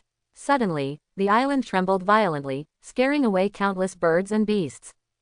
Boom! The small spaceship was thrown aside casually, and the 3-meter-tall bony spur monster sat down on the spot, as if basking in the sun in a daze, breathing out billowing heat waves and strong hurricanes. Click! The Kryptonian spacecraft, which was tossed close to the limit of being scrapped, suddenly opened the hatch automatically, revealing a baby who finally woke up inside. The baby opened its blue eyes, and the bone spur monster also looked over. All of a sudden, the scene of big eyes and small eyes was very weird. Suddenly, the corner of the baby's mouth twitched, and he cried out loudly. "You must be hungry. After all, I haven't eaten for more than a day." Even as a Superman in the future, he is just a baby now. Ruining dreamed of coming here, and suddenly froze. His thinking suddenly became much smoother, and his desire to destroy also subsided a lot. Is this because I have accepted a part of my desire for destruction and actively vented it out? Or, he began to accept the fact that the avatar in his dream was a Doomsday head, and he no longer blindly resisted and began to fit in. Either way, this is a good thing for Yaimeng. It is to illustrate that the will desire of destruction has the hope of control. It shows that he has taken a small step towards the path of Doomsday Superman. Where can I find food suitable for babies? Yaimeng, who had just been called the new god of the earth and brought the so-called signs of doom to the world, suddenly fell into trouble. In North America, a coastal town port, a lighthouse building where a family of 3 lived warmly. Boom! 4 submarine soldiers wearing cool and advanced technological armor smashed through the lighthouse building and broke into it, and there was a burst of fierce fighting and blasting sounds inside. Soon after, 2 submarine soldiers each held a special metal chain, and dragged a white-haired young woman in a long skirt out. "Thomas, take care of our son Arthur." The silver trident weapon in her hand fell to the ground with a bang, and the white-haired young woman watched in grief as the young man holding a baby boy was dragged directly from the house into the sea by 2 submarine soldiers. "Atlanta!" The young man who was the local tower keeper yelled and rushed out with the baby in his arms. All he saw was the vast ocean, and he fell to his knees. Hush! Undercurrents surged, and 2 submarine soldiers dragged Atlanta through the sea at high speed. Atlanta was heartbroken, feeling that she was going to be taken back to the undersea kingdom of Atlantis again, and sacrificed for the birth of the royal family. But at this moment, the sea water in the shallow sea suddenly broke open from top to bottom, and 2 bone spurs fell, like spearfish, piercing through the elite submarine soldiers with their armor. Yes, too fast. Without any chance to react, the elite soldiers jetting away in the seawater at several times the speed of sound died suddenly. Atlanta raised her eyes in horror, and saw a huge figure falling into the sea, like a fallen and mutated god, throwing away 2 elite submarine soldiers, her eyes gleaming with red light of destruction. Looking directly at each other, it was as if peeping into the end of the universe, destroying a corner. I hope everyone will support it and subscribe more.